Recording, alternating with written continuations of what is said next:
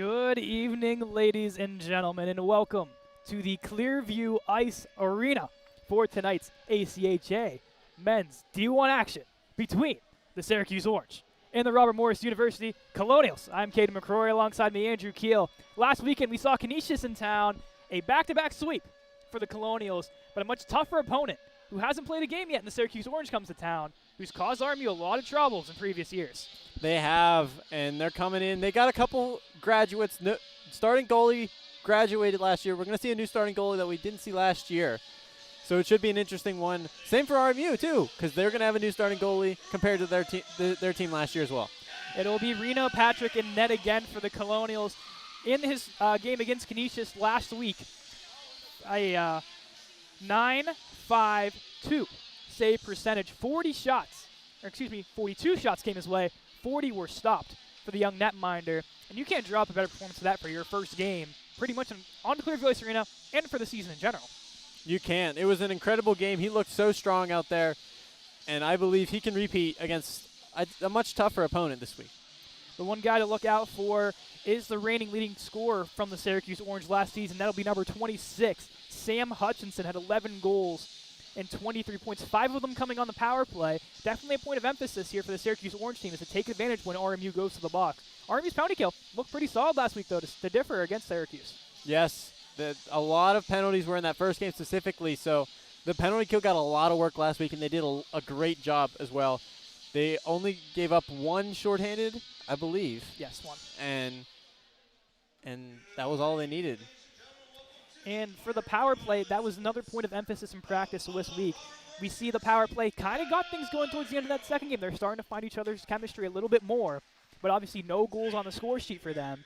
But definitely, you got to see something out of the power play. The one thing I do want to see is have Tyler Draper in front of the net. That was one of the drawn things, but the other 4 guys not rotating through, Andrew. Kind of something you saw?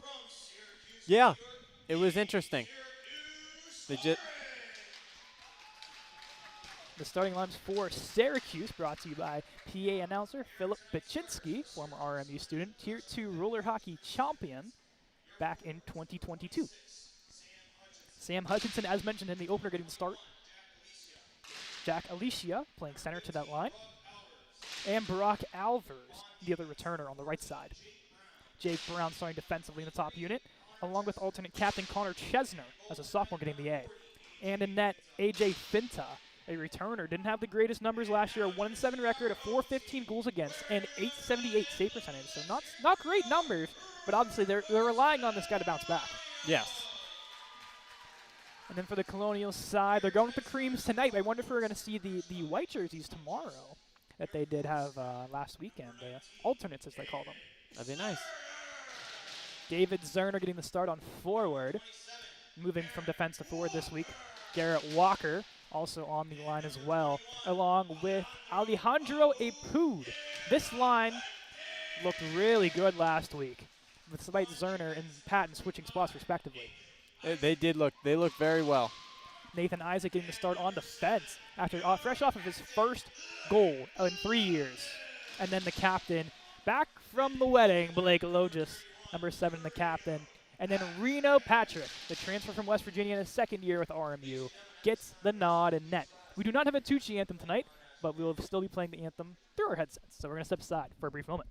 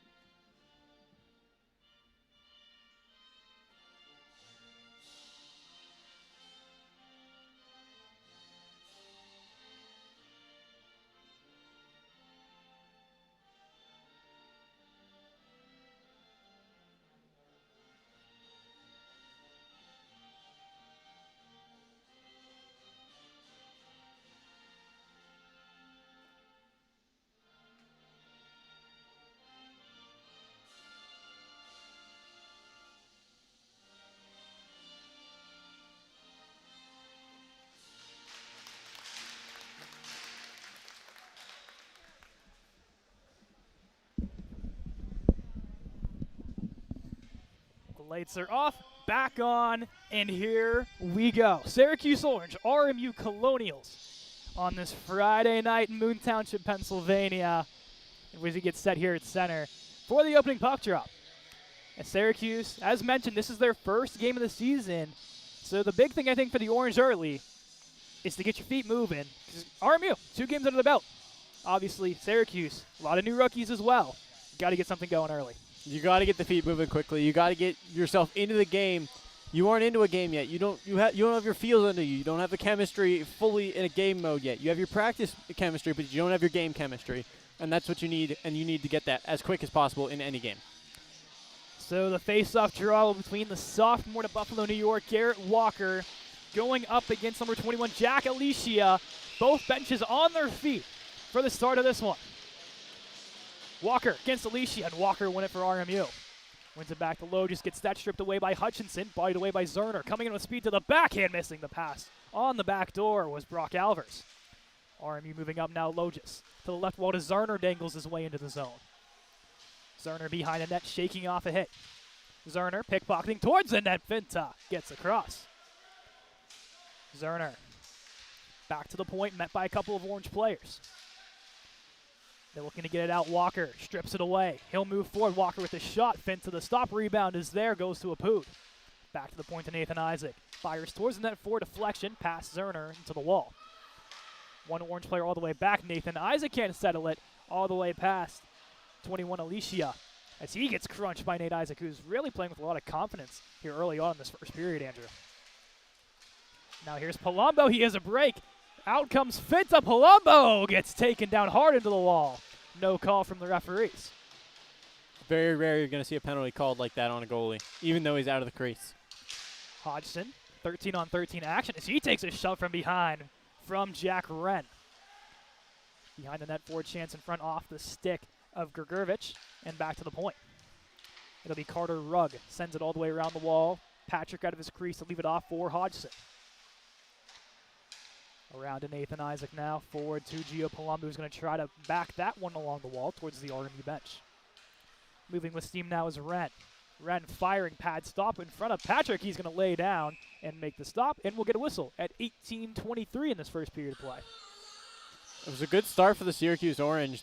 We said they needed to come out strong if they want to have a chance in this game. They've had most of the offensive zone pressure, just the one chance on the other end for RMU. RMU's got to turn up the intensity. They've got the experience. They've got the game time, chemistry brewing. They've got to take advantage of it.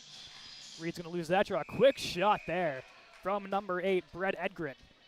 And a quick stop there for Reno Patrick. Excuse me, I think that was Vasilevsky, not number 8 Edgren, my mistake. You see the jersey tuck. That's playing a little bit of a factor on that one there, right, Andrew? I believe so. Vasilevsky shot blocked down by Hodgson. And now Draper moves it forward to Hodgson, now to Reed, and chipped into the zone. With speed behind the net, Reed ties up his man, loses the puck for a moment, and plays it along the wall. Hodgson retreats back as the Orange move forward. Makrakostas pokes it into the zone. The Orange defense patiently wait. Chipping it forward now off the stick there of Goldenberg. Over to Hodgson around the wall to Reed. Has Draper moving forward. Waits. Goes along the left wall. Hodgson. Dangles one. Goes out wide. Has Makrakostas. Puts it into the zone as the line will get a change as this fourth unit will come on. Connor Moran with Sean Patton and Robert Byrne. A different look for this fourth line. And Patton making his presence known early with a nice hit. Here comes Moran, met by 3 Orange players. He still has possession. Fires one rebound there. Finta gets down and makes a couple of nice stops. Turned over to Patton. And now away for Edgren. Intercepted by Salvatore DiDomenico. Plays it over to Purdue, who will chip it into the zone. Byrne holds along the wall. Can't chip it in. Goes for one more chance as they meet at center. And DiDomenico was nice little, it's like when you hit that shot on the green, it just kind of trickles a little bit and stops the perfect area right in front of the goal. Not on net, but right in front. That was a nice job there by DiDomenico. Not something you see. That's a nice veteran move there out of DiDomenico. As he's now has possession of the puck, he'll play it back to his partner in Purdue. Good to see him back on the ice after he left the second game with a shoulder injury, but seems to be all right as he did take practice all this week. And now a chance the other way. It's Michael Hurst with a chance. Hurst from out wide firing into the bread basket for a stop by Finta. 16:30 on the clock. I don't want to cause any alarm, but it does look like we got Garrett Walker standing behind the bench, but I do believe his equipment issue as assistant coach has made his way up to the service room and is now making his way back with what looks like a helmet repair kit. Yeah, at least it's, also not a locker room, of course, but thank God no injury. 2-on-1 chance. Logis gets down and couldn't get across the pass for the Orange. And here's Hurst moving it forward. Hurst to Palumbo on the left side. Chips it forward for Ragno, just past his stick. Ragno in his skates, plays it down low to Palumbo, forward for Hurst. Back it goes. Logis patiently waiting, flips it towards the net, handed down. Rebound for Ragno, as it looks like, I think Hurst got thrown to the ground in front by the defenseman number 14, Jake Brown. Isaac moving it forward for Hutchinson. Hutchinson working along the wall. Palumbo playing with some intensity and takes the hit. Isaac for Hurst, chipping forward, out of the zone it goes, as Hurst gets thrown to the ground by Duffy. Ragno gets taken down by 3 Orange players, and he still cannot get up, as many bodies tied up there. Draper leaves it off for Macrocostas, and there's some collisions along the Orange bench. Very physical start to this game here, Andrew. It's getting pretty physical. I saw at least, I believe that was Palumbo kind of kick the goalie stick into the corner. Goalie was not happy about that one in Finta. But a good veteran move by Jake Brown to go and retrieve that stick. There's a shot from way out wide by Reed. Finnegan elects not to chase that one down. Macrocostas goes for a hit and ends up taking a tumble. Macrocostas along the wall makes the hit. Draper moving it forward. He gets around one. But back to retrieve is Carter Ruggs. Macrocostas and an Orange player continue to jab, and it looks like the skate blade has come off of Max Grgurevich. And now he needs some help to the bench. I have never seen this in a D1 game before here, Andrew. I have not either. I've seen it walking to a tryout and to a game. Personal experience, buddy. Yeah? Personal experience twice. I've seen that happen twice, not on the ice, thankfully, but that's an interesting. Let's hope it's not broken and that he can get back in this game. For a guy like Grgurevich, who is a big part of this team, that is definitely someone that I don't think the Orange would be very thrilled with to part ways for at least even the rest of this period. I don't believe so either. I think this is a big blow for Syracuse here. Hopefully, well, I guess an eye for an eye with Walker being out with a skate, and then we have Grgurevich on the Orange side without a skate blade. So helmet and skate respectively. So I guess an eye for an eye, but eventually both should be able to return. I would knock on wood, of course, that the actual repairs can be made in timely manner from both sides. Here's Robert Byrne. As he moves that one down, Moran couldn't get there. Byrne pickblocks it right back. Tries to go back to the point and taken away by the Orange. Sent in by Vasilevsky. Patrick out of his crease to play it around the wall. Shot from out wide. Patrick had to hurry up and slide back to make the save against Carter Rugg. That shot going a little wide from the point. Rugg there to retrieve. Patton pins him along the wall. Rolling behind the net now. Taken away by Purdue as the bodies collide. Purdue trying to finish his check as he's colliding with a man. And now into the zone, Connor Moran going to chase it down. 13:47 to go in this first period of play. Still 0-0 the score. Walker makes the hit. Moving it forward. Here's a chance for the Orange coming out wide, firing and wide of the net. I believe Applegate met Patrick's blocker for a moment, and that prevented the chance. Now the other way, the Orange pick it off.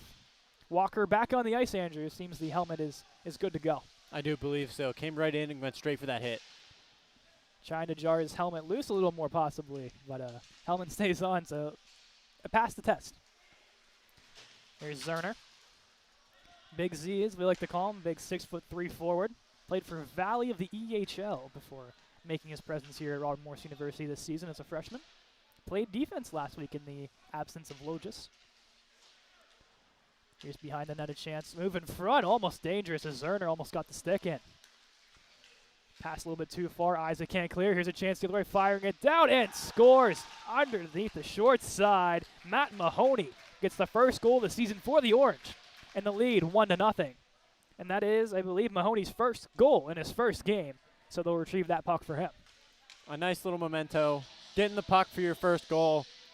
I know we've had plenty of those on both sides of this roster. It's nice to get your first, and it was a good shot, too.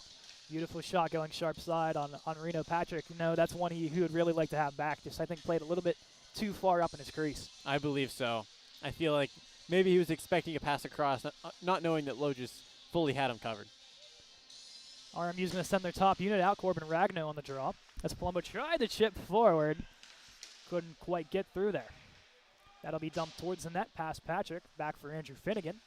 Sophomore from Moon Township had a really good first 2 showings with some great big hits. Finnegan up the wall to Palumbo, shipping it forward, takes a check as he runs into the linesman. Hurst walks in and very close as Ragno tried to touch up, I believe just a little bit off there. Just a little bit. I don't want to make the same mistake of saying, oh, it was definitely, and then being proved wrong after the fact. Yeah, so we'll say it's close. We went to watch the film back, and every time we said it was close or it should have went one way or the other, yeah, we were completely wrong. Yeah. I think we just got to agree with the refs at this point. I think they have a good understanding of what they're doing out there, of course, or else they wouldn't be out there doing the job, especially for a collegiate level. So the RMU puts it into the zone. Palumbo. So Edgren and it looks like 18 Applegate will get the assist on the goal to Mahoney. Chance in front for Hutchinson. Patrick comes out to make the stop. Dangerous chance there for the Orange. Yeah, it was pretty dangerous. Finnegan thought he was going to be able to play that one, but quickly covered by Patrick. He almost took out his own goalie with that one. So they'll send out the checking line, as it seems to be called, Macrocostas Reader, as he told me to call him in the before the game. He said, call me Reader, and I'm like, all right, Keith, whatever you say, man. And along with Tyler Draper. So if anyone wants me to not call him Reader, please tell me. But, of course, I'm just doing what he wishes. As Oranger will put that one into the zone. Hodgson plays it along to Finnegan. Skies that one towards center as now Reed tries to get there, just a little bit out of the reach of him. Finnegan went for the hit, and it looked like they might have saw the film from last week because he backed up pretty quick, did number 18 in the orange sweater. As Macrocostas, not even playing the puck, goes for the check. Didn't even realize you got the puck off of him. Yeah. Macrocostas ships it to the wall, now goes into a foot race with Evan Applegate. Had an assist on the last goal. Finnegan stepping up. Gets his stick in, as it looks like it's being held by one of the Orange players. And there's a big hit in front, but that's going to be called as the puck was nowhere near Keith Reed. And there's the whistle, and we're going to get, I believe, would be an interference or charging. One or the other. Yes. I believe it'll be interference, though. We'll see what they elect to call. But RMU's power play, we talked in the opener, they need to get something going this game. They looked a lot better. Obviously, the emphasis in practice. We'll see how they look. It'll be elbowing. Seems the elbow did get up on, are they going to call Jack Wren, it seems? That's what it looks like. So Jack Wren will sit 2 for elbowing. The power play unit, Ragno at center, Palumbo to the left, Draper to the right. Mike Hirsch controlling the top right circle as Hodgson will do the left, 4 forwards, 1 defenseman. 11:07 on the game clock, 2 minutes on the penalty clock. Here comes the RMU power play. Hodgson, the top of the circle, plays it down low to Palumbo. Stick goes flying of Draper. Does get it back, though. Now he can retreat back to the front of Finta. Ragno to Hodgson, to Palumbo down low. Back to Hodgson up high. To Palumbo once more. Fires the shot right into the breadbasket of Finta. Draper with the screen. Nice save for him. This power play looks way better already. They have so much more possession than I believe they had in the 9 power plays they had last week. Even with the 1 goal they scored with the Hirsch goal in the final minute. So much more possession so far. Ragno back to Hodgson. Spins away. Controlling the top of the left circle. Down to Palumbo in the corner left side. Hodgson up high. Draper getting the body possession in front. Hurst, Ragno firing and stopped by Finta. And this just looks like a complete different unit. Because look at that cycling around the circle here. This looks like a completely different team. Looks like they also changed up their formation. They're going for a little umbrella here as opposed to, I believe they ran overload last week. Looking to change things up, going with the umbrella, and it seems to be working so far. Face-off tied up. The Orange look to clear back to the point to Hurst, and now they can set up. Over to his partner Hodgson on the blue line. Walking. Has a man coming. Shakes off a hit. Palumbo got taken down. as a stick of an Orange player went all the way up towards center. Turned over for a moment. The Orange will hold. Play it all the way back. Carter Rugg taking his good old time and will send it the distance, and Patrick will come out to stop it. A minute gone in the penalty. 1-0 Orange in the halfway mark of this game. Second unit working its way on. Reed holding. Retreats one more time back to Matt Purdue. Apud, Makrakostas, Reed, Walker, and Purdue the 5. Reed. Forward for Walker. He has some steam. He's going to throw it towards the net to Finta. Pressure coming. Goes back to Bahari. And Apud will keep it alive. Down low to Reed as they look to set up. Behind the net it'll roll. Garrett Walker and Makrakostas meet and take down a man. Reed up high to Purdue. Down low to Apud now. Going across for Reed, firing off the side of the post and into the netting. Nice look from Apud to find Reed, but the post was not in favor of the Colonials there. We have 14 seconds on the penalty clock. Probably one more chance here for this RMU power play. It does look like, and they're going to throw in a second defenseman. They're going to put Blake on winger for this draw. Maybe looking to kind of rotate him out to the point. Maybe that. I think for off the draw, they're going to try to put him in front of the net, and then as soon as the penalty ends, they're going to swap him and Apud. That I could see that. That's Purdue at the point. So there's 3 defensemen on the ice. Two. We have I'm looking at Purdue. I thought the close one was. Never mind. Here's Apud from up high. Apud walks in, fires, and scores! Garrett Walker might have got the deflection. Apud regardless. The beautiful shot. It'll be Apud. Ali Alejandro Apud ties this one up at 1 on the power play. It was a close one. Could have been 10th, but we're going to give it to Apud for now until told differently. A beautiful shot, just what they needed. They got, I believe it was Blake in front with the screen, and Garrett as well. Double screen, you're not going to be able to see that if you're Finta. Regardless, though, bodies in front. Finta could not see that puck.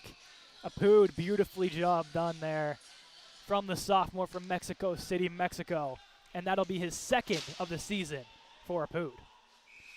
As Patton takes the hit, and he's going to get a shove from behind. As that'll be, I believe, in the icing. Yes, did not get the center line, and it's going to come all the way back. It looked like Jake Brown. That's a name we've called a lot. That looks like it's going to go to center, Andrew. I don't know. Well, they're going to talk this one over. The linesmen are saying down outside the zone. Outside. Yeah. So it'll be outside the RMU zone. I do not know what that could be called for. Yeah, that was something we got to look back on and check. Obviously not for this game, but for tomorrow's game, we might have an answer. Here come the Orange. Oh, Isaac takes away the stick. Nice work from the veteran defenseman. Apud does get credit for the goal.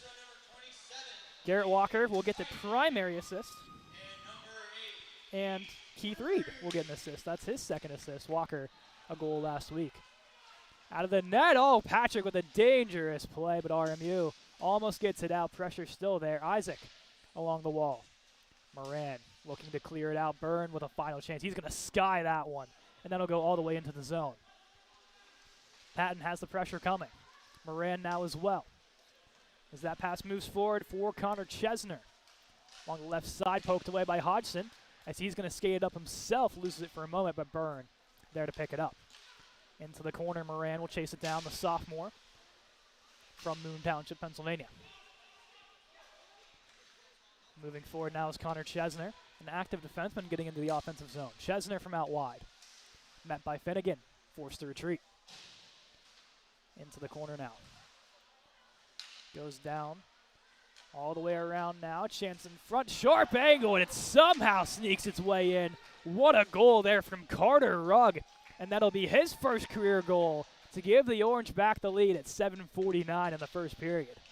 That's the good word with recruiting. If they're getting 2 goals from their rookies in their first 2 games, the first 2 goals of their season are from rookies on a list that I believe there's 6, 7 on here. That's some good recruiting that they've done then.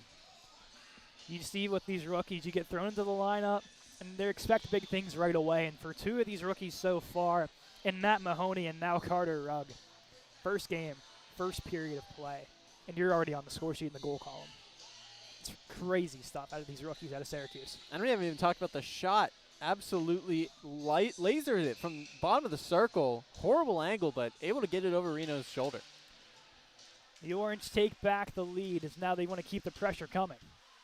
Top unit out for Coach Joseph. It'll be Corbin Ragno skating up the left side, trying to dangle through. Ragno, forward for Gio Palumbo. Couldn't quite get there.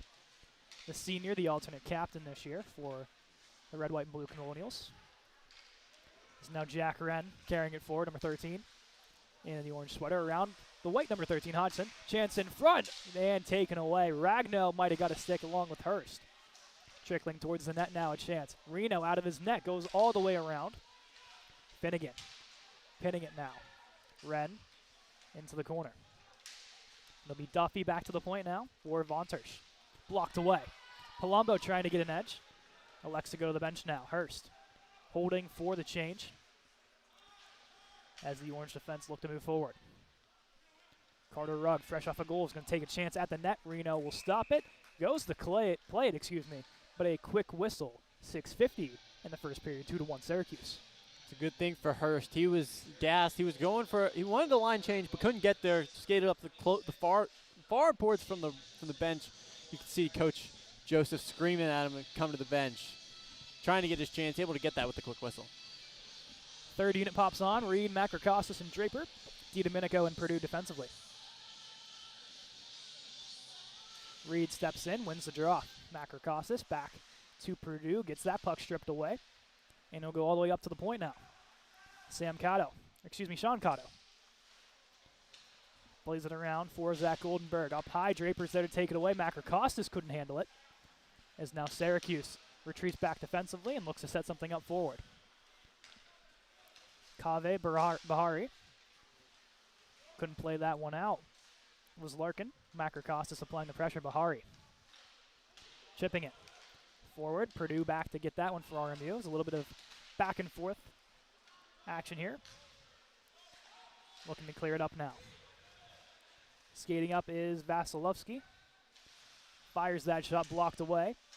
Purdue sends it all the way around. Now Draper gets around one. Forward for Reed. One-on-one chance. Reed pokes it around, but getting back and making the stop with Sean Cotto. And now here come the Orange the other way. Purdue is going to put that one towards the net past the glove of the Orange, and they're going to call an icing. Looked like he might have put the hand down, maybe. That's what RMU's arguing. It looked like it could have been close. Almost could have called it that he was back there.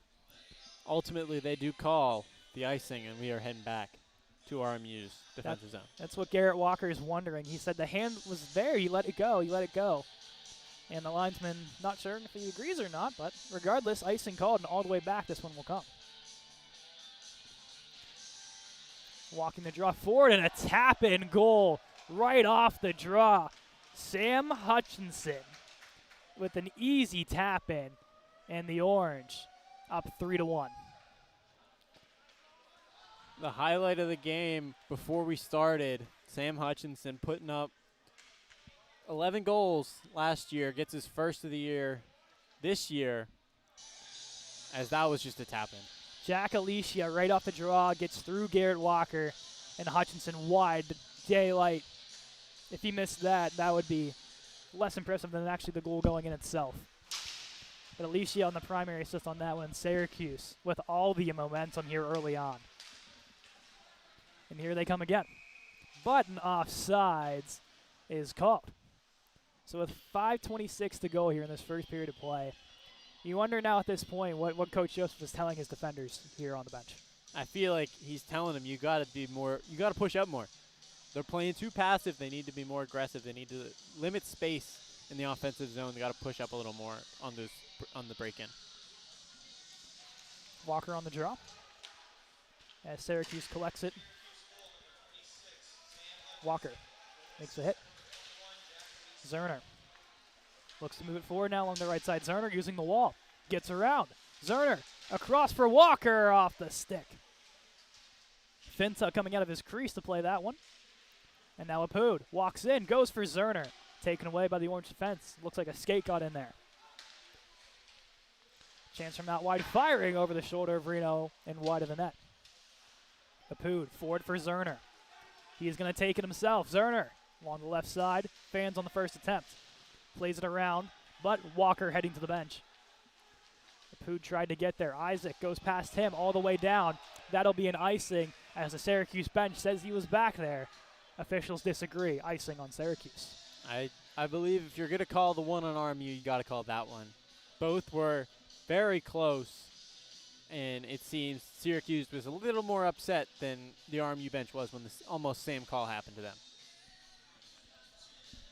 RMU will make the line change. They'll put the fourth unit out here. It'll be Byrne, Moran, and Patton. Parker Rutherford on stream last week said that he wants Robert Byrne to get a goal. And this seems like a very timely opportunity for the junior out of New York to possibly provide that. That'll be sent all the way down.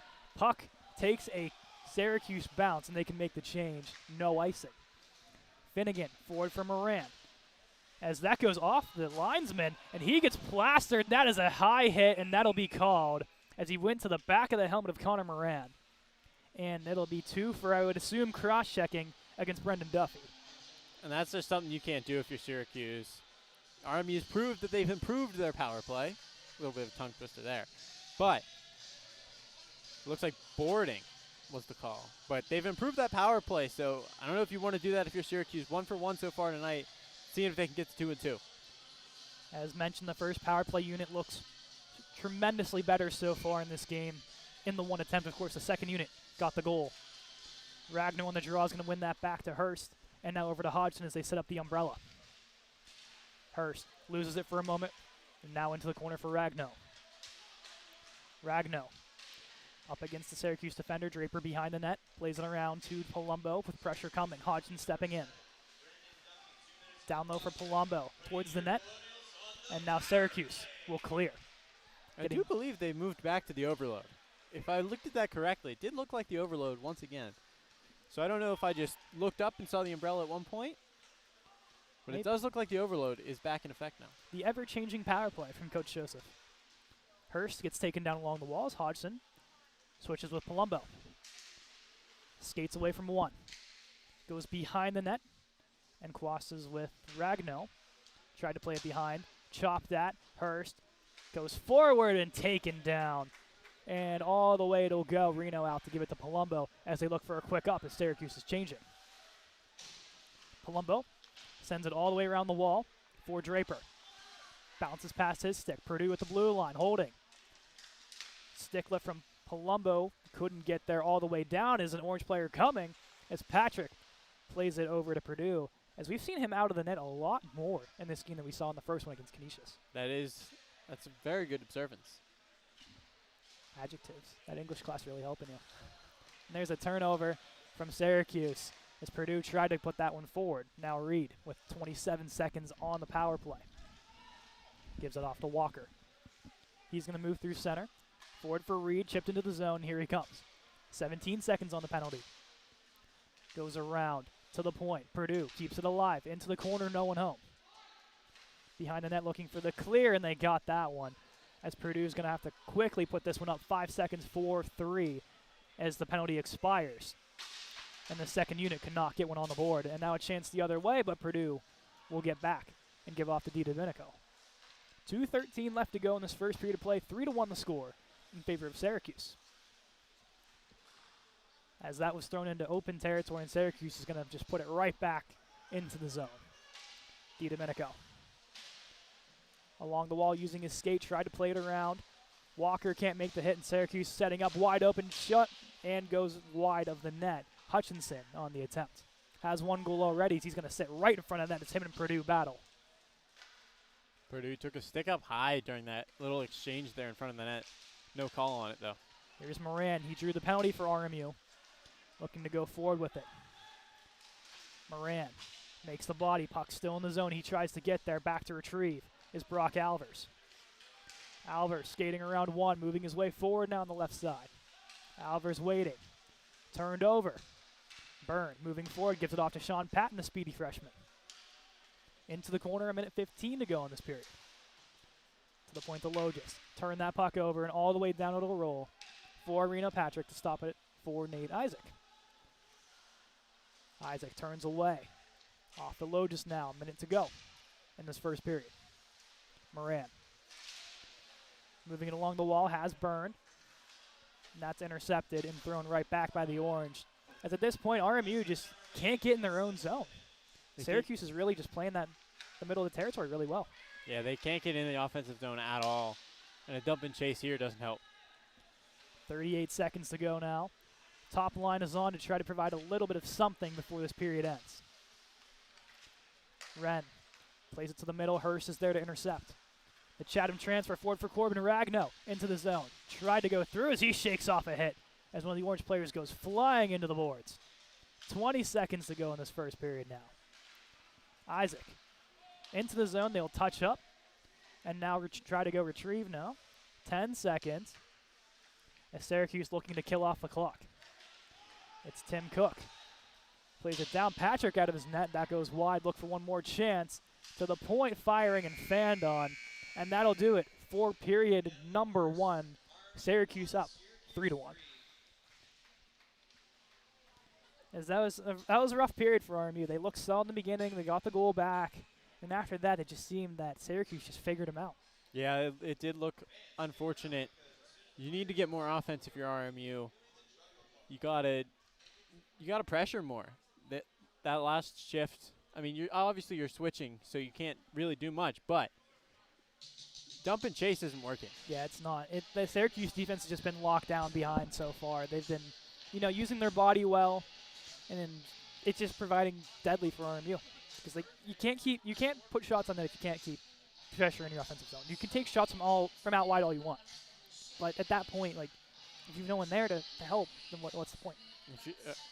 Very much said by Coach Bubs. Goalies will take 10 shots from the board before they take one from the slot. So they are very happy to take these shots from the slot. From the boards is AJ Finto. Seems we have a meeting at center here between two of their respective captains. As we got to see what we're doing here. Gio Palumbo, and it looked like, I believe, 21 of Syracuse. Jack Alicia had a little conversation. What do you think the referees are telling these guys? I feel like it's got to be something to do with the icing calls. Maybe. Both teams complaining about them, so that's my guess. As we do see something different here is they are exiting to the left where they used to. So how they will get back to the hat-trick club is questionable. Do they have to go all the way under and around? I wonder. We'll see. They could be in a locker room beneath us. Maybe. That is something different. But and they just started up there. Yeah, maybe. We'll see. But to recap quickly before we head to intermission, 3 goals on Syracuse's side. 2 were first career goals from number 10, Matt Mahoney, and number 4, Carter Rugg, and, of course, Sam Hutchinson, as we mentioned in the opener. Leading goal scorer gets 1. Then for the RMU side on the power play, Alejandro Pud, beautiful shot from the point. Power play goal. That's very good. That's a plus for RMU. Yes. But 13 minutes on the clock here until we return for period number 2. We'll step aside. We'll see you right back.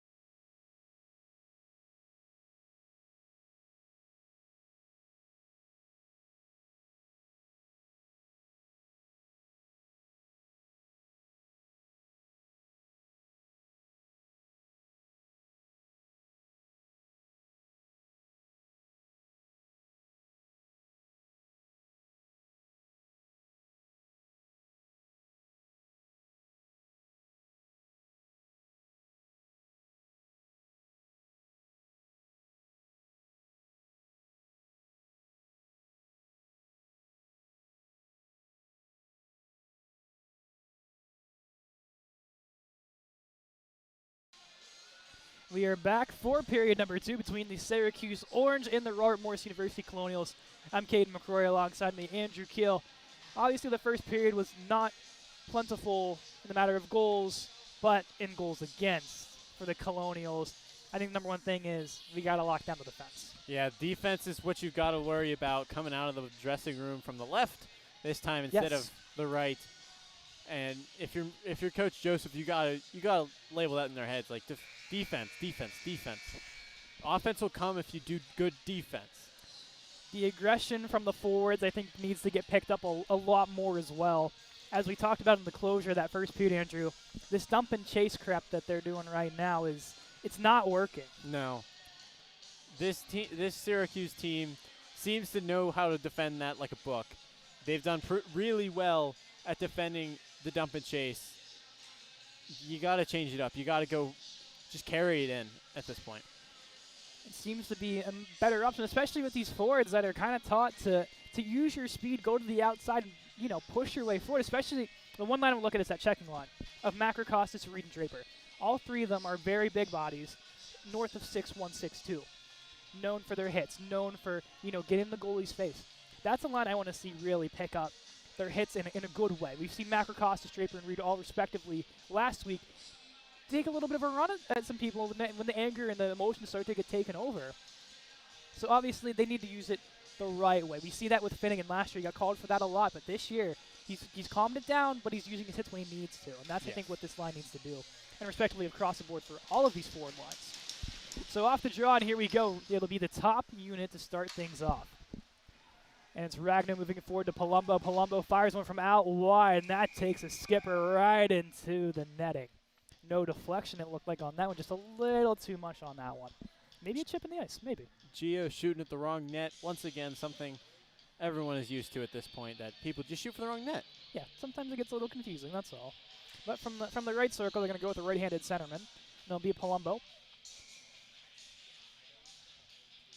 Palumbo stepping in, Ragnar behind him. Perfect one back. Logis. Behind the net, Palumbo wasn't there. Here's Ragnar. As he gets muscled along the wall, some 14-on-14 action. As Syracuse looks to clear. Going along the wall, Palumbo blocks it away as he takes a check. And now here comes Syracuse the other way. Jack Alicia sends it around Logis. Behind the net, Logis there, and those two will muscle each other off. Back up high to the point, it's Jake Brown down into the corner. Isaac takes the hit and pins his man along the wall as he gets taken down. Michael Hurst working his way along the Colonial bench. He's going to chip that in, and they're going to get the line change as the next unit will hop on of Zerner, Walker, and Apud. Hodgson and Finnegan defensively. As Syracuse has a man advantage for a moment, defense does get back to prevent any harm. And now Finnegan behind the net will control. Finnegan around for Hodgson. As the referee in the way, and now Hodgson has to try it once more. He'll elect to go behind the net to Finnegan. Over for Zerner, skips over the stick, all the way down. Apud has a break, he's going to get there and beat the icing as he gets taken into the boards hard. As Syracuse defense kind of caught lacking there, and Apud just took advantage of it. I feel like they thought it was no-touch icing, so they were just ready for the whistle, just kind of slowly gliding in, and Apud able to get there quickly. 2-on-1 chance going across, loose, and they crash right into Reno. But the puck wasn't there, and Reno gets him out of the crease in no time. Here's Zerner. Trying to chip it forward, kept alive on the Syracuse blue line. Into the corner now. Walker collides with his man. Zerner will pick it up for RMU. Chipping it for Apud. He has a chance the other way. One-on-one against a defender. One coming back. Apud loses the handle. And Syracuse, straight off the bench, they have a 4-on-2. Fires a shot off the post. Rebound was there and fanned on. And now Tyler Draper on a breakaway. He has Reed. Draper firing. And a stop by Finta with Reed coming behind him. Reed fires one from out wide. That's sailing wide of the net. Now Purdue with a shot from up high, and that trickles away from the net. As the chances are coming, but not a lot getting on the net here from this third line and defensive unit. As that goes past DiDomenico, and a chance the other way as they try to go across, but Purdue gets down to block it away. Purdue pins his man. Syracuse goes up high now. It's Rugg. Has one goal already. Fires one through traffic. Blockered away by Patrick. Up high to the point, it's Bahari. Taken down as Purdue and ends up getting a block on that one. As now into the boards hard, and that's going to be called another hit from behind from Syracuse on, this time, Tyler Draper, as now RMU will get to show their power play once again. Reed goes across for Hurst. Into the corner for Reed now. Trying to get there and now touched up. And we'll get a power play for RMU, and this is a very crucial one. It's very crucial. They need this one. They need it to cut down to a 1-goal lead. The power plays look good both times they've been out. They just need to be able to capitalize a little more. It'll be Brett Edgren, 2 for cross-checking. So it'll be the top unit out once again. Ragno at center. Draper will go to the front of the net, along with Palumbo to the left, and Hurst and Hodgson up high. Palumbo tries to get there. Held alive. Hodgson keeps it in for RMU. Stick lift. Draper up high. Dangling gets taken down, and Finta will make the stops. He gets crashed in, and here comes some extracurricular activity in front of Finta. As Draper, I don't think that was necessarily an on-purpose falling down, just kind of lost his edge coming towards the net. I believe so as well. It looked a little awkward coming in. I don't think you normally purposely slide in on all fours like Draper did there. I feel like he just lost an edge, caught himself, and just couldn't stop. 10 seconds have trickled off this power play as they'll look to regroup here on the left circle, the same spot they elected to go for on the opening power play faceoff. Ragno, the left-handed centerman, a freshman, wins it to Palumbo. To the point to Hurst. Tic-tac with Hodgson. Now to Palumbo. Up high to Hurst. Down low. Firing as Ragno goes wide of the net. I believe stopped by Finta at the pad. Palumbo shot, and he scores! Gio Palumbo gets one on the power play. A crucial one to make it 3-2, and RMU with some life here in the second period. And that's what we needed after that first week. We go 1 for, 9 on the power play week 1. And so far in week 2, they go 2 for 3. An incredible start on the power play. You still got to get goals on an even strength, though. But the power play showing huge improvements from last week with an incredible 2 goals. Deep as well. Palumbo from up high. That's a dangerous area on the ice for him.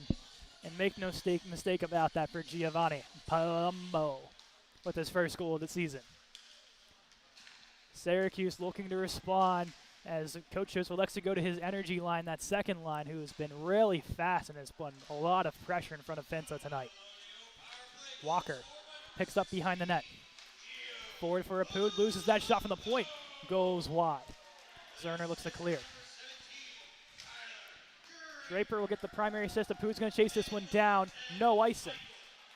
Michael Hurst will get the secondary on the power play goal. So it'll be Palumbo from Draper and Hurst on the power play. Turning is Apud, firing, and it goes wide of the net. Here's Garrett Walker now. Sends it into the corner, met by the Orange defense as they look to clear Apud using his body. Behind the net now. Going forward, past Nate Isaac, all the way down, icing against Syracuse, and will be touched. 15-22. RMU looks a lot faster. They look a lot cleaner with their movement of the puck. Everything seems to be flowing well for them so far in this first period. I believe. Second period, excuse me. So, believe me, they have. And I said before, they need defense. They need defense. But the best defense is a good offense. So you get your rolling offense out there. You don't need to play defense as much. Byrne tried to walk it forward. Isaac keeps it alive, keeps it on the blue line, shovels towards the net. Finta will hold. Nice job by Nathan Isaac to hold that defense steady. I think if we look through these last 3 games, Nathan Isaac has been one of those bright spots defensively and now offensively. And he's gotten shots on net. We've seen that a lot more from him tonight. Yes, he's turned it around. I mean, freshman year, you weren't seeing him as an offensive threat. He's picked it up in these last 3 games. As a junior, one of the, I guess you'd call leaders on that defensive core. Now, this is his 3rd year under Coach Jost. Of course, injuries have plagued him throughout his first couple years. So I think the other big thing is for him to just stay healthy. There's a shot from out wide, Patrick making the save on Jack Wren. As that puck was sent all the way down, that's going to have enough to go towards Finta. And he's going to come out and cover with Hurst breathing down his neck to try to get that puck. 3-2 the score, 15 minutes just under in the second period. And RMU, as we mentioned, offensive pressure, and they're going to have another crucial draw here at this top unit. Here's Ragno. Tries to win it back, and now played along the wall hard, met by Michael Hurst. Ragno tries to get a stick, does Palumbo as well. Turned over to Matt Purdue at center, and he'll just throw it into the zone. No icing there. Here's Carter Rugg. Plays it behind, now forward for the offense, and Brendan Duffy. And now Jack Wren met by 3 Colonials, including Salvatore Di Domenico, as he takes a huge hit into the wall on Wren. 4 bodies in the corner, looking for that puck. Di Domenico gets taken down. There's a check from behind, but that one's not going to be called. Just a little shove there to the nameplate. As they're just going to hold that puck, and I think after a while here, they're going to have to blow the whistle. They're going to have to at some point. They're warning them now. The puck does go out, and that's going to be a penalty on, I believe, Di Domenico for a trip. After a lot of pushing and shoving and holding there, Syracuse, I think that's what they wanted, was the RMU to take a penalty. I think that was definitely their plan. Actually, it might be Matt Purdue. Or it's as that puck is going to stop in the crease on the other side of the ice. So it'll be, oh, that was close. I didn't even see that. But it will be Di Domenico. We were correct on that for a trip. This is a little bit personal bias here, but I think they held that puck a little too long. I think there should have been a whistle. I believe so as well. That was a solid 30-plus seconds in the corner. Yeah. It might have been moving side to side, but it's not moving off the corner, and I think at that point, if it's not moving off the boards, you just got to call it. I would love to know the official, like, as a referee, what is how many seconds do you count in your head of it being in the corner before? Like, I'm generally curious what that number would be. Because if it is like 35, 40 seconds, I mean, of course, we'd be wrong in that sense. But also, is it that it has to be in one position? Can it not be moving along the boards? Yes. Obviously, we'll probably get some clarity at some point here from somebody that has the answer to that. But RMU's penalty kill out here. Zerner gets taken down hard. Chance behind the net. They're going to play it all the way around the wall. And reached by Jack Alicia to the point. Kept alive by Chesner. That was close. Chesner retrieves it back. Bouncing puck. Kept alive. Alicia plays it over. Wide open man is Alvers. Alvers waiting for a stick in front. Taken away by Finnegan. Byrne tried to clear. And Hodgson eventually does for the Colonials. Byrne holding the pressure a little bit there. As now working in is Alicia. Drop pass. Met by Zerner, and he's going to clear it all the way down. Good work from the freshman, and now out of the net comes Finta, and here's a break for Syracuse. Working down is Hutchinson. Drop pass firing, and the stick failed him. Snapping in half. Unfortunate break. As he's just going to throw his stick along the wall in anger, and I can't say I blame him. Well, I don't blame him for being angry. You might want to call a penalty on that. Holding a broken stick is a penalty, at least in the NHL. I don't know about here in the ACHA. I think we're going to have a long interview with one of the referees about some rule changes. I think so. But holding that broken stick all the way from the close dot all the way up until almost at the bench, I don't know if that's a rule or not. Other thing here is it's right in front of the Syracuse bench as they were changing. That's a little dangerous with your guys coming on. But, of course, emotions take over at certain points in the game, especially with a chance like that, which was almost a home run for Hutchinson. There's a chance in front rolling through the crease. Patrick shot from out high. Hits low just in the face mask. And all the way out. Here's a chance for Di Domenico, but just couldn't stop on his edges there. Di Domenico behind, and that's going to hold. Line change ensues. Palumbo keeps it alive. Tried to go to the corner. And this time is blocked by his own teammate, trying to clear the orange. Hodgson holding. Plays it back now to Finnegan. That other piece of the broken stick still on the ice in front of the orange bench. Ragno gets a little shove from Hurst as he's going to be the one to chase this one down. 11:20 in period number 2. Looking to clear it forward. And the breakout now happens for Syracuse. Along the wall, it's Carter Rugg. Rugg fires one, blocked away by Hodgson. Hit from Ragno. Looking to move forward. Mahoney picks it up. Down low, it's Cook, the alternate captain. Up high to Bahari, shot blocked away by Palumbo, and RMU steaming the other way. Too many men on the ice, as one Syracuse Orange player is a little too quick to come off. And the already 2 for 3 power play unit of the Colonials will get another chance, it seems. It does seem that way. And that's exciting for the Colonials. Your power play's just now heating up, and now they're getting a chance to heat up even more and tie this game solely on the power play. Who needs even strength when you can tie the game with just power play goals? So we will have too many men on the ice will be the call. Someone will have to go to the box, and they're just trying to figure out who. Syracuse bench was not happy about that call in the slightest. I do think it was, because Syracuse did have possession of the puck, and that is why the referee blew it the way he did. Immediately, both coaches yelling at the ref. Unhappy, so clearly very disgruntled with the call. Tim Cook will be the one to serve the penalty, the alternate captain, number 16. As the second power play unit will step on first, there'll be Walker, Zerner, Reed, Purdue, and Apood. Reed coming in a little too close. He gets a warning from the linesman. Walker wins it forward. Zerner, backhand attempt, stopped by Finta. Trying to copy what Jack Alicia did, winning it forward and through the legs. This time didn't work. Only 4 seconds ticked away and already one really quality chance here early on. Let's see if they elect to go that way again. This time he'll win it back. Purdue sends it into the corner for Walker. Plays it back to Keith Reed now.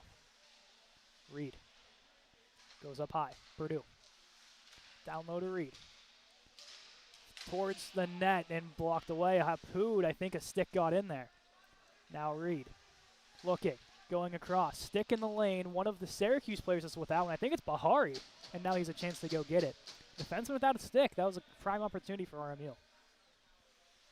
Patrick holding it off now. Purdue fakes it to Walker. Now forward to Reed on the left side. Over to Apoud. Into the zone they go. Apoud to the point. Reed, pressure coming. Into the wall. Zerner. As that one will go all the way out and around. As 55 seconds have been killed off the penalty. And now the line change happens for this top unit to come on. Reed, hard around. Palumbo's there. Oh, it should have been an icing. He did not have the line. That is a lucky break there for the Colonials. As that time the Syracuse bench was correct in their assumption of an icing. Chance the other way trying to walk through. Patrick out of his net as Purdue gets taken down. And that'll be a penalty now. It was the extra shove. As now they're changing, and that is a bad communication play with the Colonials. As that would have been a 6-on-4 if Zerner did not go to the bench. That was unfortunate as the Syracuse bench excited about the initial hit, only to be quickly turned down by the extra hit and penalty. Edgren will take a seat for the second time tonight, coincidentally for a similar call. The first one, I believe, was elbowing. The second one, I think we're just going to get an interference, I would assume. I would assume so. As they're going to get the respective from the sophomore Connor Chesner, along with Sam Hutchinson. And now Palumbo is going to take a stride over, as long as maybe Tyler Drake. No, he's going to skate back. Well, at least one captain has to be in there. As we look for the explanation. 2 for charge? Is that roughing. Roughing. I believe that's the right call. Yes, roughing. Okay, I can understand that one. Standing over and just kind of shoves them over. Yeah. But for 32 seconds, we'll have some 5-on-3 hockey. It's almost like Coach Joseph, is a little bit of a mind reader. He puts the second unit out for the start of that power play, and now you get the first unit out for this short 5-on-3. It's almost like he knew it would happen. Maybe.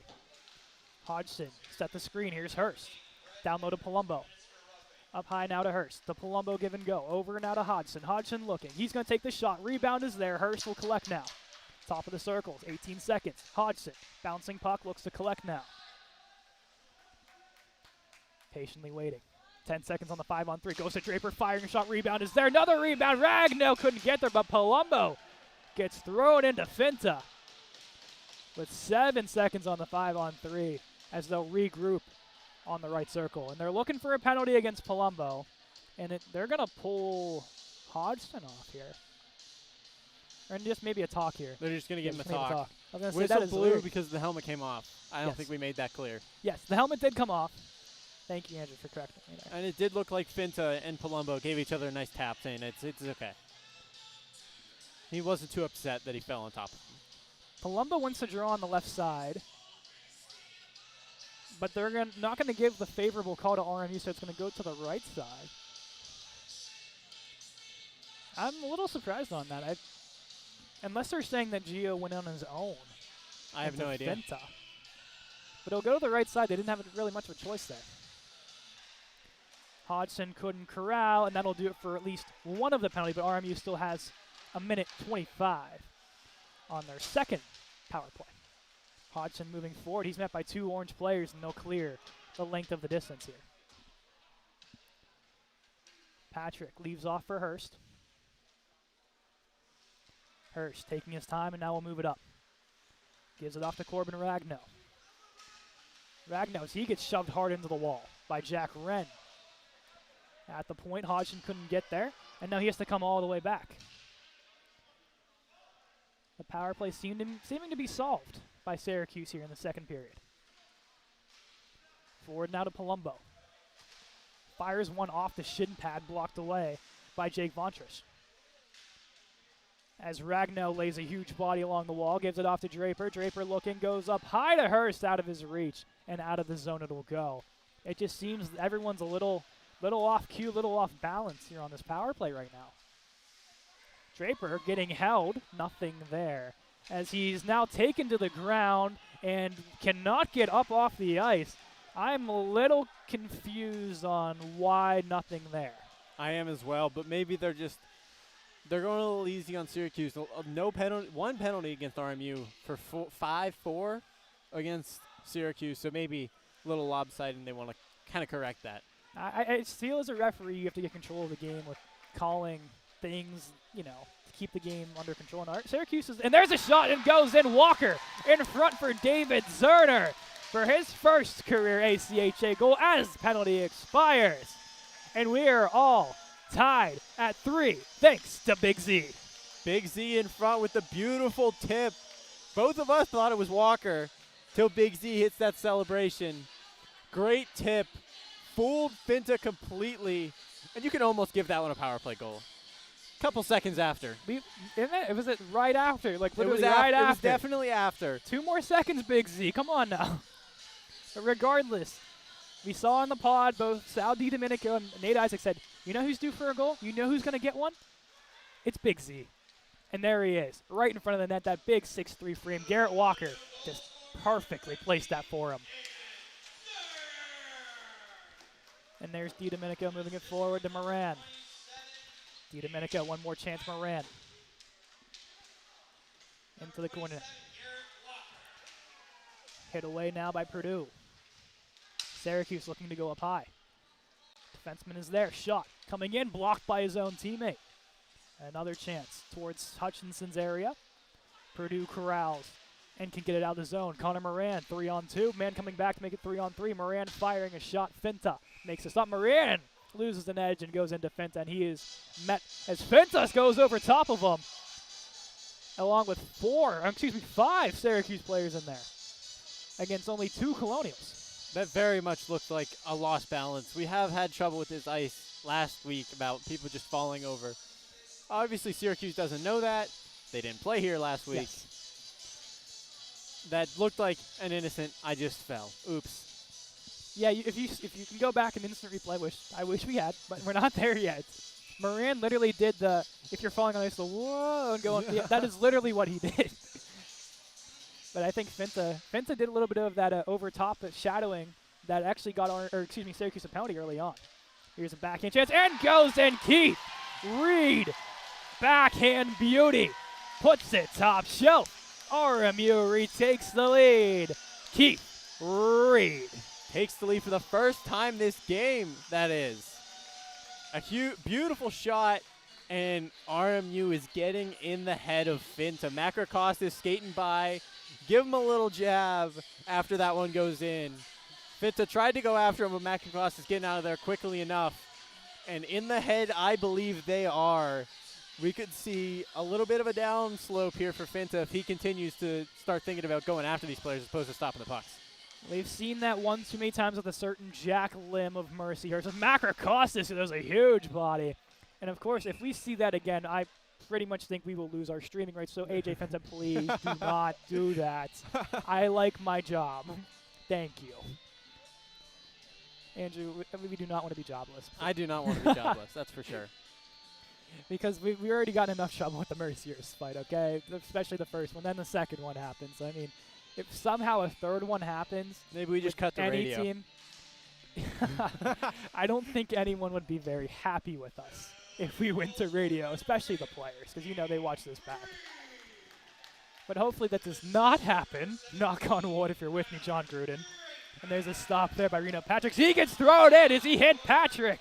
And Draper quickly gets off him, but that was a late hit, and I wonder if they're going to call that because that was right into the head of Reno. It seems like the goalies are kind of going at each other. Not at each other, but they're getting taught at. Syracuse like, you're going to hit our goalie a couple times. How about we take a shot at yours? So I feel like if you're Reno and if you're Finta, expect a little more contact in these last 6 minutes of this period and the third period. Patrick's going to do a helmet readjustment. As rightfully so, as that was taken off with the hit in front. I guess they're going to say that an Army player pushed him in possibly. I believe that was the case. Regardless, it almost looked like an elbow to the head. As the RMU's going to have too many men. Now they're going to get someone off. Isaac, a little bit slower to get to the bench there. But we got the correct unit on. That is good. Reno's good. And we're back in play here. 6 minutes in second period, 4-3. Robert Morse. Finnegan plays along the wall to Zerner. Puck trickles, staying alive right towards the net. Patrick will glove it down. Walker goes around. Hodgson as he gets crunched along the wall. Towards the net, Patrick will, I thought he held it. He let that one go. There's now a chance for up high as Walker gets kneed on knee, and he's a little slow to move. Zerner into the wall, shakes around one, leaves it off for Alejandro Apu. In the skates, Syracuse loves to hold it. This time RMU gets it out. Zerner to the point, to Finnegan, firing. Chance in front, Walker's there. Rebound for Zerner, and it goes off the glove and wide. Zerner collecting it. In front for Walker. Fans on the first attempt, and Syracuse will take it right back. Hodgson will quickly just throw it towards the net. RMU touches up, and they're going to maintain this pressure that has been constant from the second unit as Hodgson tries to take a big body on the fellow number 13 of Syracuse. Patrick will stop it and leave it off for Finnegan. A very eventful, very physical second period play here from the Clearview Ice Arena. Apood chips it forward as they look to finish the line change as that first unit looking to come on. Hurst collides a little bit there with Larkin as now Rugg retreats back. Palumbo coming. Gets a stick in. Chopping at it is Larkin. Finnegan to Hodgson. Up the boards. Palumbo chasing it down. Is a little bit of back and forth ping pong matchup between the defenses. Literally back and forth, back and forth. This time it'll be an that was he was back there, said Coach Joseph. Referee disagrees. And there's been some controversial icings back and forth respectively from both sides. Joseph claiming it was tipped going down. And going back to that one play, Finta once again got hit. So tipped. We're going to say tipped. So it should be going to center ice. But Finta again getting bumped on that play, knocking the net off a little bit. I mean, if that's a theme we're going to see at the end of the game, I feel bad for these goalies. I know any contact hurts because you're not used to contact in the net. Right. So the more contact you feel, the worse it's going to feel, and you could face some serious injuries, especially with people falling on top of you. As we saw that with IUP and RMU last year between both netminders, Jared Stahl and Parker Rutherford. Only their difference is they were actually, almost meeting at center ice to do a little mitch drop-in. As Patrick makes the stop and some pushing and shoving and shoes in front of Patrick once again. If you remember that clip between Rutherford and Stahl. Of course, none of it was shown on camera for good reason, but of course, something we could see moving forward between Finta and Patrick possibly if this continues. Definitely not the teams going at each other's goalies. Only a matter of time until we might see goalies going at each other. Goalie interference, I got to feel at some point you got to call it on somebody. At some point. Just to, you know, set this in, like, hey, we cannot be doing this. We can't let you hit goalies the whole time. Macrocostas moves it up the wall. Isaac trying to get there, moving the puck out. Does not get there. One more chance. Isaac chopping. Gets one more chop. Still chopping. This time Logis gets it out, taken down. Puck stuck under bodies. Out comes the orange. 3:43 to go in the second period. 4-3 Colonials. Reed over to Nate Isaac. Forward now to Keith Reed. Couldn't corral, but out of the zone it'll go. Syracuse will just punch it back in. Nathan Isaac. Pressure coming. Gets that taken away. Chance in front. Off the helmet. Bouncing puck. Settled by Macrocostas. Hand pass called. High sticking. Or high stick, excuse me. Penalty called. Macrocostas to the box. I think I said it's a penalty. Yeah, yeah. Oh. He swung in and hit him in the face. I don't know how you didn't see that. That's why you're beside me. Macrocostas 2 for high sticking. As you said, was it like a baseball bat swing or what? It was a swing at the puck. Okay. Hit him in the face though. So Macrocostas will sit for 2, which if killed off will lead us to about 1:21 on the game clock. Power play for Syracuse has begun. Sent down low. Hodgson and Zerner meet. Zerner and will clear it all the way down and kill off some of this penalty. Robert Byrne and Zerner, the forwards. Hodgson and Finnegan defensively. As for Syracuse, they have a couple of the freshmen out there, including Carter Rugg, who does have a goal already today. Wren comes down, fires one off the mask of Patrick as he shakes that one off, and the helmet comes off for the whistle, as that really jarred Reno Patrick's mask. I think he felt the buckle come out, and when you feel that buckle come out as a goalie, you just got to shake your head and make sure that falls off as quickly as possible, because if you're moving across and that falls off, that could be dangerous. Obviously, you do not want that coming off as the puck is coming towards you, because that does not feel good. It does not. But he seems to be good to go here. 1:32 off of the penalty clock already so far. Byrne on the draw. Tried to win that one back. Byrne gets a stick on it. Tries for one more. Ends up working its way down for Syracuse's favor. Behind the net, Gergovich. Holding. In front past Hodgson. Works its way to Rugg. Fires one off the stick of Zerner. Into the netting, out of play. 1:14 to go on the penalty. Looks like we'll get line changes from both sides, as it'll be Reed, Draper, Logis, and Isaac for the penalty kill. We've seen Nate Isaac doing a lot more special teams now this year as well. He has been. It's got to be part of that leadership of being an upperclassman now. Reed, a junior, on the draw. Can't win that one. Plays it over. Shot attempt. Skyrockets into the netting. And we'll stay in play. No souvenirs for any fans today. No souvenirs yet. Not yet. As we saw, I believe, 3 or 4 alone on that Saturday game against Canisius? I believe so. There was a lot. Also, they are doing the stairs and railings here at Clearview Ice Arena and for the NCAA games next weekend. So we currently have equipment on sticky floor. Yes, we do. Yes, but don't worry, we're good. It's not coming up. The paint's not coming up or anything, so we're good. We're good. We're all doing good here. Fans are sitting on seats that were just painted as well. So I mean, everyone's a little bit guilty on this, but I mean, we kind of have to set up where in the spot. So regardless of whether or not, the stream must go on. That is correct. 45 seconds to go on the penalty, as RMU still holding it down in their offensive zone. Some great work here from the veterans Draper, Reed, Logis, and Isaac.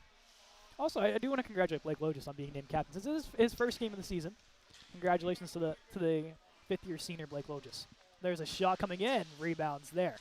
For Syracuse, they look to go up high. And out of the zone it'll go as they look to get at least one offensive change as Reed will hop off. Moving forward now. Draper laying a body at the blue line. Byrne sends it down as Draper now will get a change from Moran. Here's Alvers, top of the circle, firing shoulder save by Patrick. 2 seconds and 1, and we are back to 5-on-5. Macrocostas takes a beeline to the bench, and on comes Sean Patton to complete the penalty kill. Minute to go, just around. Rebound is there. Patrick gets over, makes a stop, and he'll cover it up. 1:07 to go. 4-3 RMU as they kill off another penalty. A great play there on Isaac on that last one. Isaac kind of holding him up here, tying him up in front of the net, not able to get his first swing at the puck. If he gets that first swing at the puck, that's going in. Patrick's not there. But good play by Isaac to hold him up just enough so that Patrick can get over and make that save. Defense looking a lot stronger in the second period all around. Guys like DiDomenico, Purdue, Hodgson, Logis, Isaac, all doing really well. Finnegan as well. Finnegan, of course, one of the bright spots throughout the last 3 games, as mentioned earlier. Some big hits that he has thrown on opposing teams. Top line out for RMU. Here's Corbin Ragno, still looking for his first goal of the season.